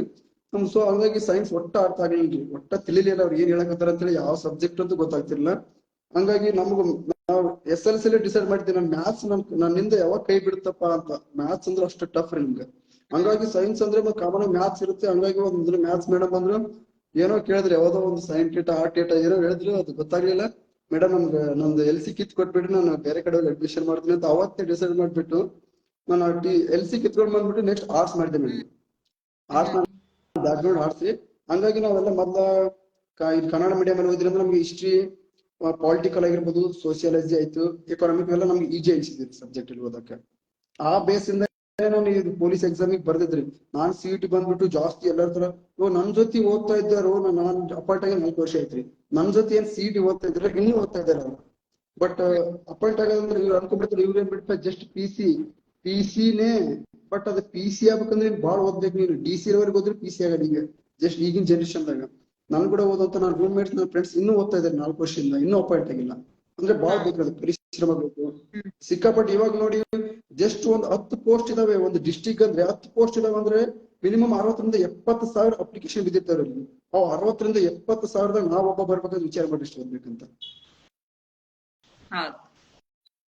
ಆ ತರ ಕಾಂಪಿಟೇಷನ್ ಐತಿ. ಹಂಗಾಗಿ ಏನಂದ್ರೆ ನಮ್ ಫಸ್ಟ್ ಇರ್ಬೇಕ್ರಿ, ನಾನ್ ಮಾಡ್ತೀನಿ ಮಾಡಬಲ್ಲೆ ಇದು ಮಾಡೇ ಮಾಡ್ತೀನಿ ಅಂದ್ರೆ ಖಂಡಿತ ಮಾಡ್ತೀವಿ ಅದು. ಅದೇನೇ ಇರ್ಲಿ, ಇದೇನ್ ದೊಡ್ಡದಲ್ಲ. ನಾನ್ ಡ್ರೀಮೇ ಬೇರೆ ಇದ್ರೆ ಮತ್ತೆ ನಾನು ಈ ಡಿಪಾರ್ಟ್ಮೆಂಟ್ ಬಂದ್ಮೇಲೆ ನಾನು ಅನ್ಕೊಂಡೆ, ಡಿಪಾರ್ಟ್ಮೆಂಟ್ ಬಂದ್ಮೇಲೆ ನಾನು ಮಾಡಿದ್ರೆ UPSC ನೇ ಮಾಡ್ಬೇಕು ಅಂತ. ಹಂಗಾಗಿ ನಾನು ಡ್ಯೂಟಿಯಲ್ಲಿ ಇದ್ರು ಕೂಡ ನಾನು ಎಷ್ಟೇ ಹೆವಿ ಡ್ಯೂಟಿ ಹೆಂಗೆ ಡೇ ನೈಟ್ ಡ್ಯೂಟಿ ಇದ್ರು ಕೂಡ ನಾನು ಡೈಲಿ ಇವಾಗ್ಲೂ ಕೂಡ 8 ರಿಂದ 10 ಗಂಟೆ ಓದ್ತೀನಿ ನಾನು UPSC ಪ್ರಿಪರೇಷನ್ ಅನ್ನೋದು ಸಪರೇಟ್. ಓಕೆ, ಬಟ್ ಇದಕ್ಕೆ ಕೋಚಿಂಗ್ ಸೆಂಟರ್ ಅವಶ್ಯಕತೆ, ಕೋಚಿಂಗ್ ಸೆಂಟರ್ಸ್ ಗಳಿದೆನಾ? Famous coaching centre okay madam, okay. ಇದು ಎಲ್ಲರಿಗೂ ಕಾಡುವಂತ ಒಂದು ದೊಡ್ಡ ಪ್ರಶ್ನೆ ಮೇಡಮ್. ಬಹಳ ಚೆನ್ನಾಗಿರುವಂತ ಕ್ವಶನ್ ಕೇಳಿದ್ರಿ. ನೋಡ್ರಿ ಮೇಡಮ್, ಕೋಚಿಂಗ್ ಸೆಂಟರ್ ಐತಲ್ಲ, ಕೋಚಿಂಗ್ ಸೆಂಟರ್ ಜಸ್ಟ್ ಒಂದು ವೇ ಅಷ್ಟೇ ನಮ್ಗೆ. ಅಂದ್ರೆ ನಾನು ಕೋಚಿಂಗ್ ಹೋದ್ರೆ ನಾನು ಒಂದು ಜಾಬ್ ಮಾಡ್ತೀನಿ ಅನ್ನೋದು ಸುಳ್ಳು. ಇದು ಜಸ್ಟ್ ಒಂದು ವೇ, ಒಂದು ಮಾರ್ಗ. ಅಲ್ಲಿ ಏನ್ ಹೇಳ್ತಾರೆ ಅಂದ್ರೆ ಕೋಚಿಂಗ್ದಾಗ, ಹಿಂಗ್ ಹೋದ್ರೆ ಈ ರೂಟ್ ಐತಪ್ಪ ನಿಮ್ಗೆ, ಈ ಕಡೆ ಹೋದ್ರೆ ದಡ ತಲುಪ್ತೀಯ, ಈ ಕಡೆ ಹೋದ್ರೆ ತಲುಪಲ್ಲ, ಈ ಕಡೆ ಹೋದ್ರೆ ತಲುಪ್ತೀಯ, ಒಂದ್ ಕಡೆ ಹೋದ್ರೆ ತಲುಪ್ತೀಯ, ಒಂದ್ ಕಡೆ ಹೋದ್ರೆ ತಲುಪಲ್ಲ. ಅಷ್ಟೇ, ಜಸ್ಟ್ ಅಷ್ಟೇ ಒಂದು ನಮ್ಗೆ ದಾರಿ ತೋರ್ಸೋದು. ಬಟ್ ಅಲ್ಲಿ ಹೋದ್ರು ಕೂಡ ನಾವು ಓದ್ಲೇಬೇಕ್ರಿ. ಬಟ್ ನಾನ್ ಕೂಡ ಮಾಡಿದ್ದೆ ಬಿಜಾಪುರದಲ್ಲಿ ಒಂದು ಮಾಣಿಕ್ಯನ ಒಂದು ಇನ್ಸ್ಟಿಟ್ಯೂಟ್ ಇತ್ತು. 2019 ಮಾಡಿದೆ. ನಾನು ಓದೆ, ಒಂದು ಅಡ್ಮಿಷನ್ ಮಾಡಿದೆ, ಎಲ್ಲ ಮಾಡಿದೆ. ಒಂದು 5000 ಫೀ ಕಟ್ಟಿದ್ದೆ. ಒಂದು ವೀಕ್ ಅಷ್ಟೇ ಹೋಗಿದ್ದು ನಾನು. ನನ್ಗೆ ಗೊತ್ತಾಗ್ಬಿಡ್ತೀರಿ ಕೋಚಿಂಗ್ ಅಲ್ಲಿ ಏನಿಲ್ಲ ಅಂತ. ಅವ್ರು ಜಸ್ಟ್ ಸುಮ್ನೆ ಅಂದ್ರೆ ಒಂದು 100 ರಿಂದ 200 ಜನ ಇರ್ತಾರೆ ಮೇಡಮ್. ಕೋಚಿಂಗ್ ಸೆಂಟರ್ ಅಂದ್ರೆ ಕಾಮನ್ ಆಗಿ ಅಷ್ಟು ಇರ್ತಾರೆ ಒಂದ್ ಬ್ಯಾಚ್ಗೆ. ಅವರು ಮೈಕ್ ಇಟ್ಕೊಂಡು ಪಾಠ ಮಾಡ್ಬೇಕ್ರಿ. ಅವ್ರ ಪಾಠ ಮಾಡ್ಬೇಕಂದ್ರೆ ಕರೆಕ್ಟ್ ಸಫಿಸಿಯೆಂಟ್ ಆಗಿ ಕೇಳಿಸೋದಿಲ್ಲ, ನಮ್ಗೆ ಅರ್ಥನೂ ಆಗಲ್ಲ. ಸುಮ್ಮನೆ ಹೋಗ್ಬೇಕಷ್ಟೇ ನಾವು ಅವ್ರು ಏನ್ ಹೇಳಿದ್ಕ. ಅವ್ರ ಬೋರ್ಡ್ ಬರಿತಿರ್ತಾರೆ, ರೈಟಿಂಗ್ ಕಾಣ್ತಿರುತ್ತೆ, ನಮ್ಗೆ ಅದು ಯಾವ್ದಕ್ಕೆ ಆನ್ಸರ್ ಏನಂತ ಗೊತ್ತಾಗಲ್ಲ. ಆತರ. ಹಂಗಾಗಿ ನಾನು ಒಂದು ವಾರ ಕ್ವಿಟ್ ಮಾಡಿದ್ದೇನೆ, ನಾನು ಕೋಚಿಂಗ್ ಹೋಗ್ಲಿಲ್ಲ. ಹಂಗೆ ಕಾಮನ್ ಆಗಿ ಇದ್ದು ಓದ್ತಾರೆ, ಮನೇಲೇ ಇದ್ದೇ ಓದ್ಬೋದು. ಅಲ್ಲಿ ಓದೋ ಅವಶ್ಯಕತೆ ಜಸ್ಟ್ ನಮಗೆ ಮನೇಲಿ ಇದ್ದು ಓದ್ಬೋದು ಅಂದ್ರೆ ಬೇಗ ಗೊತ್ತಿರ್ಬೇಕ್ರಿ. ನಿಮ್ದು ಚೆನ್ನಾಗಿ ಗೈಡ್ನೆಸ್ ಇರ್ಬೇಕು, ಯಾವ ತರ ಓದ್ಬೇಕು, ಯಾವ ಬುಕ್ ಓದ್ಬೇಕು, ನಮ್ ಶಾರ್ಟ್ ನೋಟ್ಸ್ ಯಾವ ತರ ಮಾಡ್ಬೇಕು, ಕೀ ಪಾಯಿಂಟ್ಸ್ ಯಾವ ತರ ಮಾಡ್ಬೇಕು, ಟ್ರಿಕ್ಕಿ ಮೆಥಡ್ ಅಂದ್ರೆ ಏನು, ಆನ್ಲೈನ್ ಮೆಥಡ್ ಅಂದ್ರೆ ಏನು, ಅಂದ್ರೆ ಎಕ್ಸಾಮ್ ಹಿಂದಿನ ಒಂದು ಮುಂಚೆ ಯಾವ ರೀತಿ ಪ್ರಿಪರೇಷನ್ ಮಾಡ್ಬೇಕು, ಈ ತರ ಗೊತ್ತಿದ್ರೆ ಓಕೆ ಮಾಡ್ಬೋದು. ಮನೇಲಿ ಕುಂತ್ಕೊಂಡೆ ಮಾಡ್ಬೋದು. ಒಂದ್ ಜಸ್ಟ್ ಒಂದು ನೋಡಿ, ಒಂದ್ ಯಾವ್ದೇ ಎಕ್ಸಾಮ್, ಪೊಲೀಸ್ ಎಕ್ಸಾಮ್ ನಿಮ್ಗೆ ಅಂದ್ರೆ ನಿಮ್ ಪ್ರಕಾರ ಹೇಳ್ತೀನಿ, ಜಸ್ಟ್ ನೀವು 2 ತಿಂಗಳು ಸಾಕು ಒಂದು ಪೊಲೀಸ್ ಎಕ್ಸಾಮ್ ಫೇಸ್ ಮಾಡ್ಬೋದು. ಏನು ಓದಿಲ್ಲ, ಜೀರೋದಿಂದ ಸ್ಟಾರ್ಟ್ ಮಾಡ್ತಿದ್ರು ಕೂಡ 2 ತಿಂಗಳು ಸಾಕು. ಓಕೆ, ಗವರ್ಮೆಂಟ್ ಕೋಚಿಂಗ್ ಸೆಂಟರ್ ಕೂಡ ಅವೈಲೇಬಲ್ ಇದೆನಾ, ಹೇಗೆ? ಮೇಡಮ್, ಇತ್ತೀಚೆಗೆ ಮಾಡಿದ್ದಾರೆ ಕೆಲವೊಂದು. ಅಂದ್ರೆ ಅದಕ್ಕೆ ಎಂಟ್ರೆನ್ಸ್ ಎಕ್ಸಾಮ್ ಬರ್ಸ್ತಾರೆ ಮೇಡಮ್. ಅದ್ರಲ್ಲಿ ಇಷ್ಟು ಪ್ರತಿಶತ ತಗೊಂಡ್ರೆ ಕಾಮನ್ ಆಗಿ ಅವ್ರನ್ನ ಅಪಾಯಿಂಟ್ ಮಾಡ್ಕೊಂಡು ಅಲ್ಲಿ ಒಂದು 3 ಮಂತ್ ಕೋಚಿಂಗ್ ಅಲ್ಲಿ ಕಳಿಸ್ತಾರೆ ಮೇಡಮ್. ಅದು ಇತ್ತೀಚೆಗೆ ಎಲ್ಲ ಗೌರ್ಮೆಂಟ್ ಇಂದ ಮಾಡಿದ್ರೆ. ನಾನು ಹೇಳ್ತಿರೋದು ಗೌರ್ಮೆಂಟ್ ಪ್ರೈವೇಟ್ ಆತರ ಏನು ಹಂಗಿಲ್ಲ. ಬಟ್ ಅಲ್ಲಿ ಹೋದ್ರೆ ಆಗ್ತಾರೋ ಬಿಡ್ತಾರೋ ಗೊತ್ತಿಲ್ಲ. ಬಟ್ ಅಲ್ಲಿ ಎಲ್ಲಾ ಕೋಚಿಂಗ್ ಸೆಂಟರ್ ಇರೋದು ಕಾಮನ್ ಆಗಿ ಅಂದ್ರೆ ಏನಂದ್ರೆ ಜಸ್ಟ್ ಒಂದ್ ವೇ ಅಷ್ಟೇ ಮೇಡಮ್. ಅಲ್ಲಿ ಹೋದ್ರೆ ಆಗ್ತೀವಿ, ಇಲ್ಲಾಂದ್ರೆ ಇಲ್ಲಂತಿಲ್ಲ. Okay okay. ಆದ್ರೆ ಈಗ ನೀವೇನು ಸಜೆಸ್ಟ್ ಪಡ್ತೀರಾ? ಕೋಚಿಂಗ್ ಸೆಂಟರ್ ಹೋದ್ರೆ ಅಡ್ವಾಂಟೇಜ್ ಏನಾದ್ರು ಆಗುತ್ತಾ, ಅಥವಾ ಈಗ ತೀರಾ ಏನು ಗೊತ್ತಿಲ್ಲದೆ ಇರೋರು, ಏನು ಅದ್ರಲ್ಲಿ ಬ್ಲೈಂಡ್ ಆಗಿರೋರು, ಈಗ ನಾನೇ ಒಂದು ಪೊಲೀಸ್ ಆಫೀಸರ್ ಆಗ್ತೀನಿ ಅಂದ್ರೆ ನನ್ಗೆ ಏನು ಗೊತ್ತಿಲ್ಲ, ಸೊ ಆಗ ನನಗೆ ಕೋಚಿಂಗ್ ಸೆಂಟರ್ ಅನ್ನುವಂಥದ್ದು ಏನಾದ್ರು ಹೆಲ್ಪ್ ಆಗುತ್ತಾ ಅಂತ? ನೋಡಿ ಮೇಡಮ್, ಅಂದ್ರೆ ಇವಾಗ ಏನು ಗೊತ್ತಿಲ್ಲ ಅಂತಂದ್ರು ಕೂಡ ಕೋಚಿಂಗ್ ಸೆಂಟರ್ ಮಾಡಿದ್ರು ಓಕೆ. ನೋಡಿ ಮಾಡಿದ್ರೆ ಹೆಂಗ್ ಯೂಸ್ ಅಂದ್ರೆ, ಇವಾಗ ನೀನು ಫಸ್ಟ್ ಟೈಮ್ ಹೋಗಿರ್ತೀಯ ಕೋಚಿಂಗ್ ಸೆಂಟರ್, ನಿಂಗೆ ಅದು ಲಾಂಗ್ ಟರ್ಮ್ ಆಗುತ್ತೆ ಮೇಡಮ್. ಅಂದ್ರೆ ಫಸ್ಟ್ ಟೈಮ್ ಯಾರಾದ್ರೂ ಕೋಚಿಂಗ್ ತಗೊಂಡ್ರೆ ಅವ್ರಿಗೆ 3 ಮಂತ್ ಇರುತ್ತೆ ವ್ಯಾಲಿಡಿಟಿ ಕೋಚಿಂಗ್. ಅವ್ರ ಮಿಡ್ಲ್ ಅಲ್ಲಿ ಬಿಡಕ್ ಬರಲ್ಲ, ಬಿಟ್ರೆ ಅರ್ಥನ ಆಗಲ್ಲ. ಹಂಗಾಗಿ ನೋಡಿ, ಇವರು 3 ಮಂತ್ ಕೋಚಿಂಗ್ ಮುಗಿಸ್ಬೇಕು, ನೆಕ್ಸ್ಟ್ 3 ಮಂತ್ ಓದ್ಬೇಕು. ಎಷ್ಟು ಮಂತ್ ಆಯ್ತು? 6 ಮಂತ್ ಆಯ್ತಾ? ಇಲ್ಲಿ ಜಾಸ್ತಿ ಟೈಮ್ ತಗೊಳುತ್ತೆ. ಒಂದ್ ಎಕ್ಸಾಮ್ ಫೇಸ್ ಮಾಡ್ಬೇಕಂದ್ರೆ 6 ತಿಂಗಳು ಟೈಮ್ ತಗುತ್ತೆ. ಹಂಗಾಗಿ ನೋಡಿ, ನೀವು ಜಸ್ಟ್ ನಿಮ್ಗೆ ಜೀರೋದಿಂದ ಸ್ಟಾರ್ಟ್ ಮಾಡ್ತೀನಿ ಅಂದ್ರೂ ಕೂಡ ಒಬ್ರು ಚೆನ್ನಾಗಿರುವಂತ ಒಬ್ಬರಿಂದ ಯಾರಾದ್ರೂ ಗೈಡೆನ್ಸ್ ಅವ್ರು ತಗೊಂಡು ಜಸ್ಟ್ ನೀವು 10 days ಅಲ್ಲಿ ಅರ್ಥ ಮಾಡ್ಕೋಬಹುದು. ಜಸ್ಟ್ ಅಂದ್ರೆ ಪ್ರವೇಶಿ ಕ್ವಶನ್ ಪೇಪರ್ ಅಂದ್ರೆ 1999 ಅಪ್ ಟು 21 ವರ್ಗು, 1999ರಿಂದ 2021 ಹೆಂಗಿರ್ತಾವಲ್ಲ ಕ್ವಶನ್ ಪೇಪರ್, ಅಲ್ಲಿಂದ ಇಲ್ಲಿವರೆಗೂ ಯಾವ ಪೊಲೀಸ್ ಎಕ್ಸಾಮ್ ಏನ್ ನಡೆದವಲ್ಲ ಅವೆಲ್ಲ ಪ್ರಿಪರೇಷನ್ ತಯಾರಿ ಮಾಡ್ಬೇಕು. ಫಸ್ಟ್ ಗೆ ನಾವು ಯಾವ್ದೇ ಎಕ್ಸಾಮ್ ಪ್ರಿಪೇರ್ ಆಗ್ಬೇಕಂದ್ರೂ ಕೂಡ question paper analysis compulsory madam. ಅಂದ್ರೆ ಯಾಕಂದ್ರೆ ನೋಡಿ, group A, B, C, D ಅಂತ ಇದೆ. ಗ್ರೂಪ್ ಎ ಗೆ ಬೇರೆ ಕೇಳ್ಬೇಕು ಕ್ವಶನ್, ಬಿ ಗೆ ಬೇರೆ ಕೇಳ್ಬೇಕು, ಸಿ ಗೆ, ಡಿ ಗೆ ಈ ತರ ಇದೆ. ಯಾಕಂದ್ರೆ ಡಿ ತಂದ್ಬಿಟ್ಟು ಎ ಕೇಳಕ್ಕಾಗಲ್ಲ, ಎ ಗ್ರೇಡ್ ತಂದ್ಬಿಟ್ಟು ಬಿ ಕೇಳಕ್ಕಾಗಲ್ಲ. ಹಂಗಾಗಿ ಕಂಪಲ್ಸರಿ ಅದು ಕ್ವಶನ್ ಪೇಪರ್ ಏನ್ ಮಾಡ್ಬೇಕಂದ್ರೆ ಸಾಲ್ವ್ ಮಾಡ್ಬೇಕು ಮೇಡಮ್ ಫಸ್ಟ್. ಕಂಪ್ಯೂಟರ್ ಟ್ರೈನಿಂಗ್ ಅವಶ್ಯಕತೆ ಇದೆನಾ ಅಂತ? ಇದಕ್ಕೆ ಯಾವ್ದು ಕಂಪ್ಯೂಟರ್ ಟ್ರೈನಿಂಗ್? ಕಂಪ್ಯೂಟರ್ ಇಂದ 1 2 ರಿಂದ 3 ಕ್ವಶನ್ ಬರ್ತವೆ. ಕಾಮನ್ ಆಗಿರೋದು ಕ್ಯಾಜುಯಾಲಿಟಿ ಕ್ವಶನ್. ಅಂದ್ರೆ ಒಂದು ಫುಲ್ ಫಾರ್ಮ್ ಕೇಳ್ತಾನೆ. CPU ಅಂದ್ರೆ ಏನು, ಕಂಪ್ಯೂಟರ್ ಮೆಥಡ್ ಅಂದ್ರೆ ಏನು, ಕಂಪ್ಯೂಟರ್ ಕಂಡುಹಿಡಿದಾರೆ ಯಾರು, UPSR ಅಂದ್ರೆ ಈ ತರ ಕಾಮನ್ ಆಗಿ ಸಿಟಿ ಕ್ವಶನ್ಸ್ ಇತ್ತು ಅಷ್ಟೇ. ಅದು ಕಂಪ್ಯೂಟರ್ ಟ್ರೈನಿಂಗ್ ಅವಶ್ಯಕತೆ ಏನಿಲ್ಲ. ಓಕೆ, ಇನ್ನೊಂದು, ಇದು ನನ್ನ ಕ್ಯೂರಿಯಾಸಿಟಿ ಪ್ರಶ್ನೆ. ಒಂದು ಪೊಲೀಸ್ ಸ್ಟೇಷನ್ ಅಂದ ತಕ್ಷಣ ಅಲ್ಲಿ ಯಾವ್ಯಾವ ತರದ ಡಿಪಾರ್ಟ್ಮೆಂಟ್ಸ್ ಇರುತ್ತೆ? ಈಗ ನಾವು ಕಂಪ್ಲೇಂಟ್ ಕೊಡಕ್ ಹೋದಾಗ ಅಲ್ಲೂ ಯಾರೊಬ್ರು ಕಾನ್ಸ್ಟೇಬಲ್ ಬರ್ಸ್ಕೊಳ್ಳೋರು ಇರ್ತಾರೆ. ಇನ್ನು ನಾವು ಕಂಪ್ಲೇಂಟ್ ನ ಡೈರೆಕ್ಟ್ ಆಗಿ ಕೊಡಬೇಕಾದಾಗ ಇನ್ಯಾರ ಹತ್ರನ ಕರ್ಕೊಂಡು ಹೋಗ್ತಾರೆ. ಸೊ ಸುಮಾರು ಎಷ್ಟು ಡಿಪಾರ್ಟ್ಮೆಂಟ್ಸ್ ಒಂದು ಪೊಲೀಸ್ ಸ್ಟೇಷನ್? ಕ್ವಶನ್ ಅರ್ಥ ಆಗಿಲ್ಲ ಮೇಡಮ್. ಈಗ ಒಂದ್ ಪೊಲೀಸ್ ಸ್ಟೇಷನ್, ಓಕೆನಾ, ಆ ಪೊಲೀಸ್ ಸ್ಟೇಷನ್ ಅಲ್ಲಿ ಕಂಪ್ಲೇಂಟ್ ಬರ್ಸ್ಕೊಳ್ಳೋ ಒಂದು ಡಿಪಾರ್ಟ್ಮೆಂಟ್ ಇರುತ್ತೆ, ಅಥವಾ ಅಲ್ಲಿಂದ ಈ ಇನ್ಸ್ಪೆಕ್ಟರ್ ಹೋಗೋ ಒಂದು ಡಿಪಾರ್ಟ್ಮೆಂಟ್ ಇರುತ್ತೆ, ಸೊ ಅಕೌಂಟ್ಸ್ ಡಿಪಾರ್ಟ್ಮೆಂಟ್ ಆ ತರದ್ ಏನಾದ್ರು ಡಿಪಾರ್ಟ್ಮೆಂಟ್ ಗಳು ಇರುತ್ತಾ? ಈಗ ಟೈಪ್ ಮಾಡೋರು ಒಂದ್ ಕಡೆ ಇರ್ತಾರೆ, ಸೊ ಈ ತರ ಗೊತ್ತಾಯ್ತು ಡಿಪಾರ್ಟ್ಮೆಂಟ್ ಗಳು ಇರತ್ತೆ ಅಂತ. ಈಗ ನೋಡಿ ಮೇಡಮ್, ಒಂದು ಸ್ಟೇಷನ್ ಅಂತ ಇದ್ರೆ ನಾವು ಫಸ್ಟ್ ಹೋಗಿ ಯಾವ್ದಾದ್ರು ಒಂದು ಕಂಪ್ಲೇಂಟ್ ಕೊಡ್ಬೇಕಾದ್ರೆ SHO ಅಂತ ಇರ್ತಾರೆ, ಸ್ಟೇಷನ್ ಹೌಸ್ ಆಫೀಸರ್ ಅಂತ. ನಾವು ಯಾವ್ದೇ ಕಂಪ್ಲೇಂಟ್ ಕೊಡ್ಬೇಕಂದ್ರೆ ಸುಮ್ನೆ ಹೋಗ್ಬಿಟ್ಟು ಎಲ್ಲಾ ಪೊಲೀಸರಿಗೆ ಯಾರು ಇರ್ತಾರೆ ಅವ್ರು ಕರ್ಬಿಟ್ಟು ಕಂಪ್ಲೇಂಟ್ ಕೊಡಕ್ ಆಗಲ್ಲ, ಅವ್ರು ತಗೊಳ್ಳೋದಿಲ್ಲ ಆತರ. ಓಕೆನಾ? ಅಲ್ಲಿ ಫಸ್ಟ್ ನಾವು ಮೀಟ್ ಆಗ್ಬೇಕಾಗಿರೋದು SHO ಅಂತ ಇರ್ತಾರೆ, ಸ್ಟೇಷನ್ ಹೌಸ್ ಆಫೀಸರ್.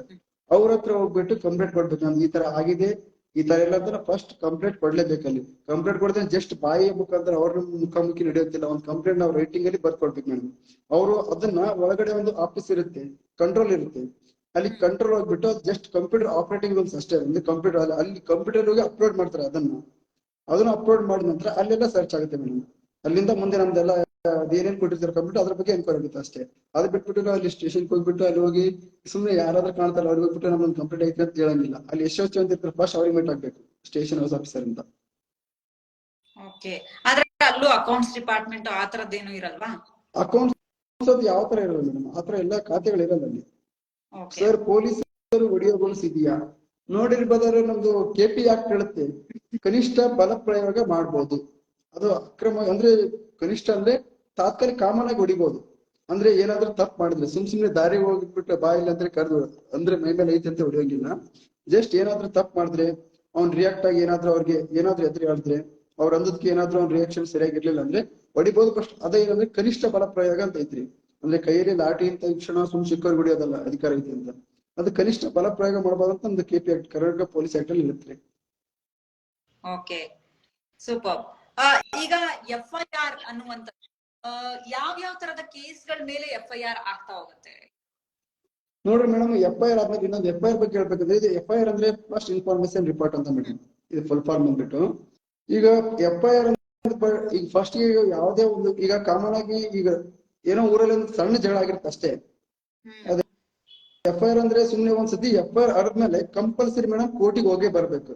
ಕಂಪಲ್ಸರಿ ನಾವು ಒಂದ್ಸತಿ ಏನೋ ನಾನ್ ದುಡಿಕ್ ಬಿಟ್ಟಿನಿ FIR ಮಾಡ್ಬಿಟ್ಟಿನಿ ಆಲ್ರೆಡಿ, ಅದು ಹಿಂಗ್ ತೆಗೆದುಕೊಂಡ್ರೆ ಈಗ ನಡೆಯೋದು ಮೇಡಮ್, ವಾಪಸ್ ಸ್ಟೇಷನ್ ಕೊಡಕ್ ಅವಕಾಶ ಇಲ್ಲ. ಅದನ್ನು ಒಂದ್ಸತಿ FIR ಆದ ನಂತರ ಕಡ್ಡಾಯ ಒಂದು ಕೋರ್ಟಿಗೆ ಹೋಗಿ ಬರ್ಬೇಕು. ಕಾಮನ್ ಆಗಿ ಕೊಟ್ಟಿರ್ತಾರೆ. ಈಗ ನಾವು ಊರಲ್ಲಿ ಏನೋ ಅವ್ರವ್ರ ವಿರುದ್ಧ ಇರುತ್ತೆ, ಅವ್ರು ಜಗಳ ಆಡಿರ್ತಾರೆ, ಅವ್ನು ಇವನ್ ಮೇಲೆ FIR ಮಾಡ್ತೀನಿ, ಅವನ ಮೇಲೆ FIR ಮಾಡ್ತಾನ್ರಿ, ಅದು ಪ್ರಯೋಜನ ಇಲ್ಲ ಅದು. ಯಾಕಂದ್ರೆ ಅಲ್ಲಿ ಇವನ್ ಮೇಲೆ ಅವ್ನ್ ಮಾಡಿರ್ತಾನೆ, ಅವನ ಮೇಲೆ ಇವನ್ ಮಾಡಿರ್ತಾನೆ, ಬಟ್ ಅಲ್ಲಿ ಕೋರ್ಟಿಗೆ ಹೋಗಿ ಪೇಸಿಗೆ ಹೋಗಿ ಬರೋದು ಇವರೇ ದುಡ್ಡು ಕಟ್ಬೇಕಲ್ಲಿ, ಇಬ್ಬರದು ಅದು ವೇಸ್ಟ್ ರೀ. ಅದು ಇಬ್ಬರ ಮೇಲೆ FIR ಆಗಲ್ಲ. ಅದು ಅದಕ್ಕೆ ಏನ್ ಬೇಕಂದ್ರೆ FIR ತಗೋಬೇಕಂದ್ರೂ ಕೂಡ ಫಸ್ಟ್ ಹಂಗೆ ತಗೊಳಲ್ಲ, ಅದಕ್ಕೆ ಮೂಲ ಕಾರಣ ಕೇಳ್ತಾರೆ. ಅದು ಪರ್ಟಿಕ್ಯುಲರ್ ರೀಸನ್ ಇರ್ಬೇಕು. ಅದಕ್ಕೆ ಸುಮ್ಮನೆ ಹೋಗ್ಬಿಟ್ಟು ಸಣ್ಣ ಸಣ್ಣ ಪುಟ್ಟ ಹೊಡೆದಾಡಿನ ಅದಕ್ಕೆ ಯಾವ್ದು FIR ಇರಲ್ರಿ ಕಾಮನ್ ಆಗಿ.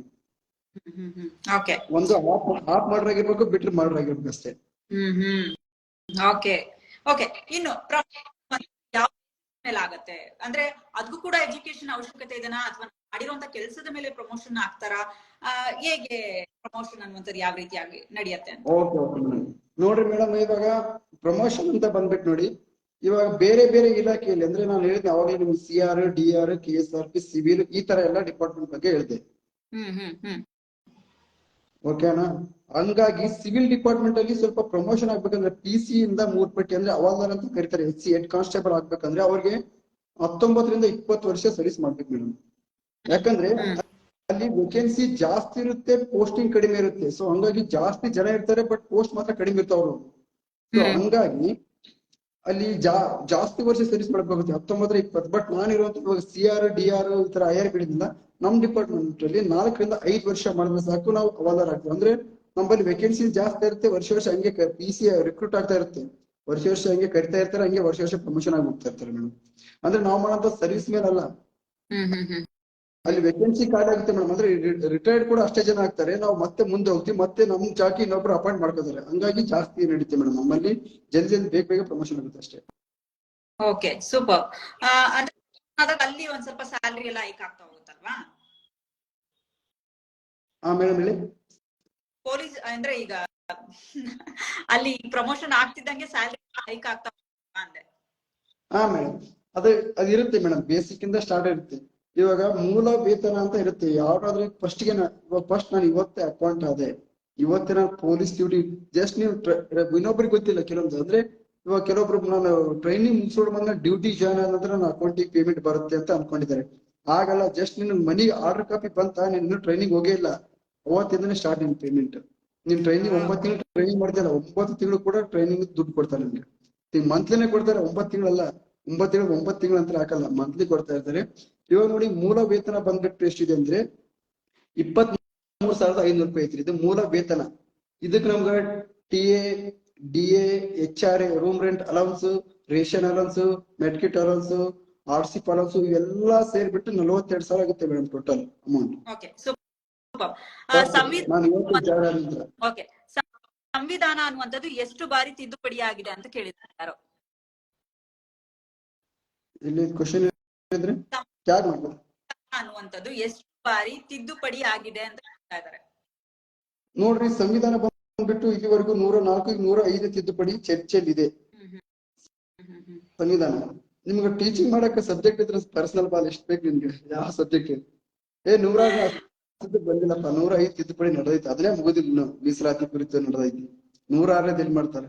ಓಕೆ, ಸಂವಿಧಾನ ಅಂತ ಅಲ್ಲ, ಇನ್ನೊಂದು ಸಂವಿಧಾನ ಬಂದ್ಬಿಟ್ಟು ನೋಡಿ 1951 ಜೂನ್ 5 ಮೊದಲ ಬಾರಿ ತಿದ್ದುಪಡಿ ಮಾಡ್ತಾರೆ. ಭೂ ಸುಧಾರಣೆ ಕುರಿತು, ಭೂ ಸುಧಾರಣೆ ಬಗ್ಗೆ ಹೇಳುವಂತಹ ಸಂವಿಧಾನ ಇದೆ, ಮತ್ತು ಆರ್ಟಿಕಲ್ ಬಂದ್ಬಿಟ್ಟು 9ನೇ ಅನುಸೂಚಿಯಲ್ಲಿ ಹೇಳ್ತೀವಿ ನೋಡ್ರಿ.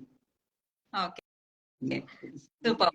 ಎಸ್, ಇನ್ನು ನನ್ನ ಕೊನೆಯ ಪ್ರಶ್ನೆ, ಪೊಲೀಸ್ ಆಫೀಸರ್ ಆಗ್ಬೇಕು ಅಂತ ಅಂದ್ರೆ ಯಾವೆಲ್ಲ ಚಾಲೆಂಜಸ್ ಗಳನ್ನ ನಾವು ಫೇಸ್ ಮಾಡಕ್ಕೆ ರೆಡಿ ಆಗಿರ್ಬೇಕು? ಅಂದ್ರೆ ಈಗ ಸೊಸೈಟಿಯಿಂದ ಆಗಿರ್ಬೋದು, ಹೈಯರ್ ಅಥಾರಿಟಿಯಿಂದ ಆಗಿರ್ಬೋದು, ಯಾವೆಲ್ಲ ಚಾಲೆಂಜಸ್ ಫೇಸ್ ಮಾಡ್ಬೇಕಾಗತ್ತೆ?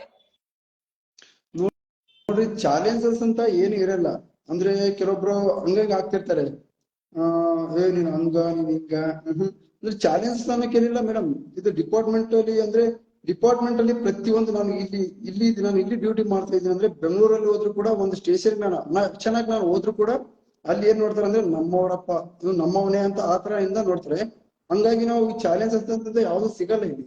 ನಾವ್ ಎಲ್ಲೋದ್ರು ಕೂಡ ಇದು ನಮ್ಮ ಏರಿಯಾನೇ, ನಮ್ಮ ಸ್ಟೇಷನ್, ನಮ್ಮ ಊರೇ ಅಂತ ಬರ್ತೀವಿ ಮೇಡಮ್. ಅಂದ್ರೆ ಕಾಮನ್ ಆಗಿ ಇಲ್ಲಿ ಇರೋಂಥವ್ರು ಎಲ್ಲ ಪೊಲೀಸರು ಕಾಮನ್ ಆಗಿ ಜಸ್ಟ್ ಏನಾದ್ರು ನಮ್ಗೆ ಜಸ್ಟ್ ಒಂದೇನೋ ಆತಂಕ ಅಲ್ಲಿ, ಜಸ್ಟ್ ಏನೋ ಪ್ರಾಬ್ಲಮ್ ಬಂದ್ರು ಕೂಡ 1 ಸೆಕೆಂಡ್ ಅಲ್ಲಿ ನಮ್ಮ ಹೆಲ್ಪ್ ಇರ್ತೀವಿ ಮೇಡಮ್. ಪೊಲೀಸ್ ಹೆಲ್ಪ್ ಜಸ್ಟ್ ಹೊಡೆದ್ರು ನೀವು ಇದ್ರಪ್ಪ ಅಂದ್ರೆ ಜಸ್ಟ್ ಬಂದ್ಬಿಡ್ತಾರೆ ಅವರು. ಹಂಗಾಗಿ ನಮ್ಗೆ ಯಾವ್ದೇ ಚಾಲೆಂಜಸ್ ಬರಲ್ಲ ಮೇಡಮ್. ಮಾತ್ರ ಚಾಲೆಂಜ್ ಬಂದ್ರೆ ಒಂದ್ಸಲ ಎದುರಿಸಬಹುದು ಮೇಡಮ್. ಏನ್ ಕಾಮನ್ ಆಗಿ ಸಣ್ಣ ಪುಟ್ಟ ಚಾಲೆಂಜ್ ಏನಿರಲ್ಲ. ಓಕೆ, ಇನ್ನೊಂದು ಪ್ರಶ್ನೆ, ಒಂದು ಪೊಲೀಸ್ ಆಫೀಸರ್ ಆದಾಗ ಅವ್ರಿಗೆ ಯಾವ ರೆಸ್ಪಾನ್ಸಿಬಿಲಿಟೀಸ್ ಇರುತ್ತೆ? ಬಿಕಾಸ್ ನೀವು ಒಂದು ಯೂನಿಫಾರ್ಮ್ ಬಗ್ಗೆನೇ ಹೇಳ್ತಾ ಇದ್ರಿ, ನಾವ್ ಬೇರೆ ಕಡೆ ಎಲ್ಲ ಹಿಂಗ, ಸೊ ಈ ತರದೆಲ್ಲ ಹೇಳ್ತಾ ಇದ್ರಿ. ಸೊ ಒಂದು ಪೊಲೀಸ್ ಆಫೀಸರ್ ಆದಾಗ ಯಾವೆಲ್ಲ ರೆಸ್ಪಾನ್ಸಿಬಿಲಿಟೀಸ್ ಗಳಿರುತ್ತೆ, ಅದನ್ನ ಯಾವ ರೀತಿಯಾಗಿ ಫಾಲೋ ಅಪ್ ಮಾಡ್ಬೇಕು ನಿಂಗರಾಜ್ ಅವರೇ? ಹಾ ಮೇಡಮ್, ಇದು ಕ್ವಶನ್ ಕೇಳ್ಬೇಕಂತ ಕ್ವಶನ್. ನೋಡಿ, ಇವಾಗ ಪೊಲೀಸ್ ನಾವು ಫಸ್ಟ್ ಪೊಲೀಸ್ ಒಂಥರ ಮೈ ಮೇಲೆ ಯೂನಿಫಾರ್ಮ್ ಹಾಕಿದ್ರೆ ಫಸ್ಟ್ ನಾವು ರೂಲ್ಸ್ ಫಾಲೋ ಮಾಡ್ಬೇಕು ಮೇಡಮ್. ನೆಕ್ಸ್ಟ್ ಇನ್ನೊಬ್ರಿಗೆ ಹೇಳ್ಬೇಕು, ಅದು ನಮ್ದು ಇನ್ನೊಬ್ರಿಗೆ ಮಾದರಿ ಆಗಿರ್ಬೇಕು. ಇವಾಗ ನಾನು ಪೊಲೀಸ್ ಇದೀನಪ್ಪ ಬಿಡು, ನನ್ಗೆ ಯಾರು ಏನ್ ಮಾಡ್ತಾರ ಅಂತೇಳಿ ನಾನೇ ಇನ್ನೊಬ್ರು ಕರ್ಕೊಂಡು 3 ಜನ ಕರ್ಕೊಂಡು ಬೈಕ್ ರೈಡಿಂಗ್ ಮಾಡೋದಲ್ಲ. ಇವ್ ನಮ್ಮ ಬಿಡು, ಬಿಡ್ತಾನ, ನಮ್ಗೆ ಹಿಡ್ಕೊತಾನ, ಈ ತರ ಹೇಳೋದಲ್ಲ. ಹಂಗಾಗಿ ಫಸ್ಟ್ ನಾವು ಒಂದು ಯೂನಿಫಾರ್ಮ್ ಹಾಕೊಂಡ್ರೆ ಇನ್ನೊಬ್ಬರನ್ನ, ಈಗ ಎಲ್ಲಾರು ಒಂಥರ ಕಾಮನ್ ಆಗಿ ನೋಡ್ತಾರೆ, ಗರ್ಲ್ಸ್ ಕಾಮನ್ ಆಗಿ ಅವ್ರ ಹಂಗ ಹಿಂಗ ಆತರ ನೋಡ್ಬಾರ್ದು. ಅಂದ್ರೆ ಕಾಮನ್ ಆಗಿ ಸ್ಟೇಷನ್ ಯಾರಾದ್ರೂ ಕಂಪ್ಲೇಂಟ್ ಕೊಡಕ್ ಬಂದಾಗ ಅವ್ರು ನಾವು ಸೂಕ್ಷ್ಮ ವಿಚಾರಿಸ್ಬೇಕು. ಅವ್ರು ಬಂದಿದ್ದಾರೆ ನಮ್ಮ ಹತ್ರ ಕಷ್ಟ ಸುಖ ಹೇಳ್ಕೋಕ್ ಈಗ ಸ್ಟೇಷನ್ ಬರ್ಬೇಕಂದ್ರೆ ಯಾರಾದ್ರೂ ನೀನ್ ಆರಾಮಿದೆಯಾ ಅಂತ ಕೇಳಕ್ ಬಂದಿರ್ತಾರೇನ್ರಿ ನಮ್ಗೆ? ಅವ್ರ ಪ್ರಾಬ್ಲಮ್ ಇದ್ದಲ್ಲಿ ನಮ್ಗೆ ಹೇಳಕ್ ಬಂದಿರ್ತಾರೆ ಅವ್ರು. ಹಂಗಾಗಿ ಅವ್ರಿಗೆ ಫಸ್ಟ್ ಕರ್ ಕೂಡಿಸ್ಬೇಕಾ, ಏನ್ರಿ ನಿಮ್ದು ಏನ್ ಪ್ರಾಬ್ಲಮ್, ಯಾವ ತರ, ಎಷ್ಟ್ ದಿನ ಸ್ವಲ್ಪ ನಿಮ್ಗೆ ಏನು ಯಾವ ತರ ಸೊಲ್ಯೂಷನ್ ಬೇಕು ನಮ್ಮಿಂದ, ಓಕೆ ಅಮ್ಮ ಮಾಡ್ಕೊಡ್ತೀವಿ ಅಂತ. ಅದು ನಮ್ಮಿಂದ ಆದ್ರೆ ನಾವು ಮಾಡ್ತೀವಿ, ಓಕೆ. ಬಟ್ ನಮ್ ಕೈಲಾಗಿಲ್ಲ ಅಂದ್ರೆ ಅದು ನಾವು ಮುಂದ್ ಮೂವ್ ಮಾಡ್ತೀವಿ. ಹಂಗಾಗಿ ನಾವು ಒಂಥರ ಯೂನಿಫಾರ್ಮ್ ಹಾಕಿದ ಮೇಲೆ ಯಾವ್ದಂತ ಅಸಭ್ಯ ವರ್ತನೆ ಮಾಡುವಂತಿಲ್ಲ. ರೂಲ್ಸ್ ಅದಾವ್ರಿ, ಅದಕ್ಕೆ ಅಸಭ್ಯ ವರ್ತನೆ ಮಾಡುವಂತಿಲ್ಲ. ಇನ್ನೊಬ್ರ ಜೊತೆ ಈಗ ಎಲ್ಲಾದ್ರೂ ಡ್ಯೂಟಿಗೆ ಹೋಗಿರ್ತೀವಿ, ಡ್ಯೂಟಿ ಮಾಡ್ಬೇಕಂದ್ರೆ ನಮ್ಮ ಒಂದು ಪಾಯಿಂಟ್ ಕೊಟ್ಟಿರ್ತಾರೆ, ಒಂದು ಪಾಯಿಂಟ್ ಕೊಟ್ಟಿರ್ತಾರೆ, ಅದು ಪಾಯಿಂಟ್ ಬಿಡುವಂಗಿಲ್ಲ. ಪಾಯಿಂಟ್ ಕಂಟಿನ್ಯೂ 2 ಅವರ್ ಡ್ಯೂಟಿ ಇದ್ರೆ 2 ಅವರ್ ನಿಂದಿರ್ಲೇಬೇಕಲ್ಲಿ. ಮತ್ತೆ ನಮ್ ಫ್ರೆಂಡ್ ಬಂದಪ್ಪ, ನಮ್ ಫ್ರೆಂಡ್ ಜೊತೆ ಮಾತಾಡಿದ್ರೆ ಅಂತ ಅಲ್ಲಿಂದ ಬಿಟ್ಟು ಹೋಗಂಗಿಲ್ಲ. ಆ ಪಾಯಿಂಟ್ ನೋಟ್ಔಟ್ ಮಾಡಿರ್ತಾರೆ ನಮ್ದು, ಆ ಪಾಯಿಂಟ್ ಬಿಟ್ಟು ಹೋಗಂಗಿಲ್ಲ, ಅದೇ ಪಾಯಿಂಟ್ ಅಲ್ಲೇ ಇರ್ಬೇಕು. ಮತ್ತೆ ಕೂತ್ಕೊಳ್ಳಂಗಿಲ್ಲ ಡ್ಯೂಟಿ, ಆ ತರ ರೂಲ್ ಇರುತ್ತೆ. ಸ್ಟ್ರಿಕ್ಟ್ ರೂಲ್ಸ್ ಇರ್ತಾವ ಇಲಾಖೆಯಲ್ಲಿ. ಒಂದಷ್ಟು ಜನ ರಿಕ್ವೆಸ್ಟ್ ಕಳಿಸ್ತಾರೆ ನನಗೆ, ಕೆಲವೊಂದಷ್ಟು ಜನ ತಗೊಳ್ತಾ ಹೋಗ್ತೀನಿ, ನೋಡೋಣ ಅವ್ರ ಆಕ್ಸೆಪ್ಟ್ ಮಾಡ್ಕೊಂಡ್ರೆ. ಮೇಡಮ್ ಒಂದ್ ನಿಮಿಷ ನೋಡಿ, ಇನ್ನೊಂದ್ ನಿಮಿಷ ಯಾರನ್ನ ಹತ್ರ ಆಡ್ ಮಾಡ್ಕೊಳ್ರಿ, 1 ನಿಮಿಷ ಐತಿ ಟೈಮ್, ಯಾಕಂದ್ರೆ 10 ನಿಮಿಷ ಲೇಟ್ ಆಗಿ ಬಂದಿವ್ರಿ ಸರ್. ಹೌದೌದೌದು, ಇನ್ನೊಂದು ನೀವು ಹೌದು ನಾನು ನೋಡೋಣ ಆ್ಯಡ್ ಮಾಡ್ಕೊಂತೀನಿ. Okay madam, okay. ಬಿಕಾಸ್ ತುಂಬಾ ಜನ ರಿಕ್ವೆಸ್ಟ್ ಮಾಡ್ತಾ ಇದಾರೆ ಅಲ್ಲಿ. Okay okay madam. ನೀವು KSRP ಅಲ್ವಾ ಬ್ರದರ್? ನೋಡಿ ನಿಮ್ಗೆ ಒಂದೇ ಮತ್ತೆ ಹೇಳ್ಬಿಟ್ಟಿನಿ ಫಸ್ಟ್ ಗೆ, KSRP, PC, civil, DRS, CR, KSSF ಯಾವ್ದು ಕೂಡ ಬೇರೆ ಬೇರೆ ಎಲ್ಲ ಮೈ ಮೇಲೆ ಇರೋದು ಅದೇ ಸಾಕು, ಅದೇ ಲಾಸ್ಟ್.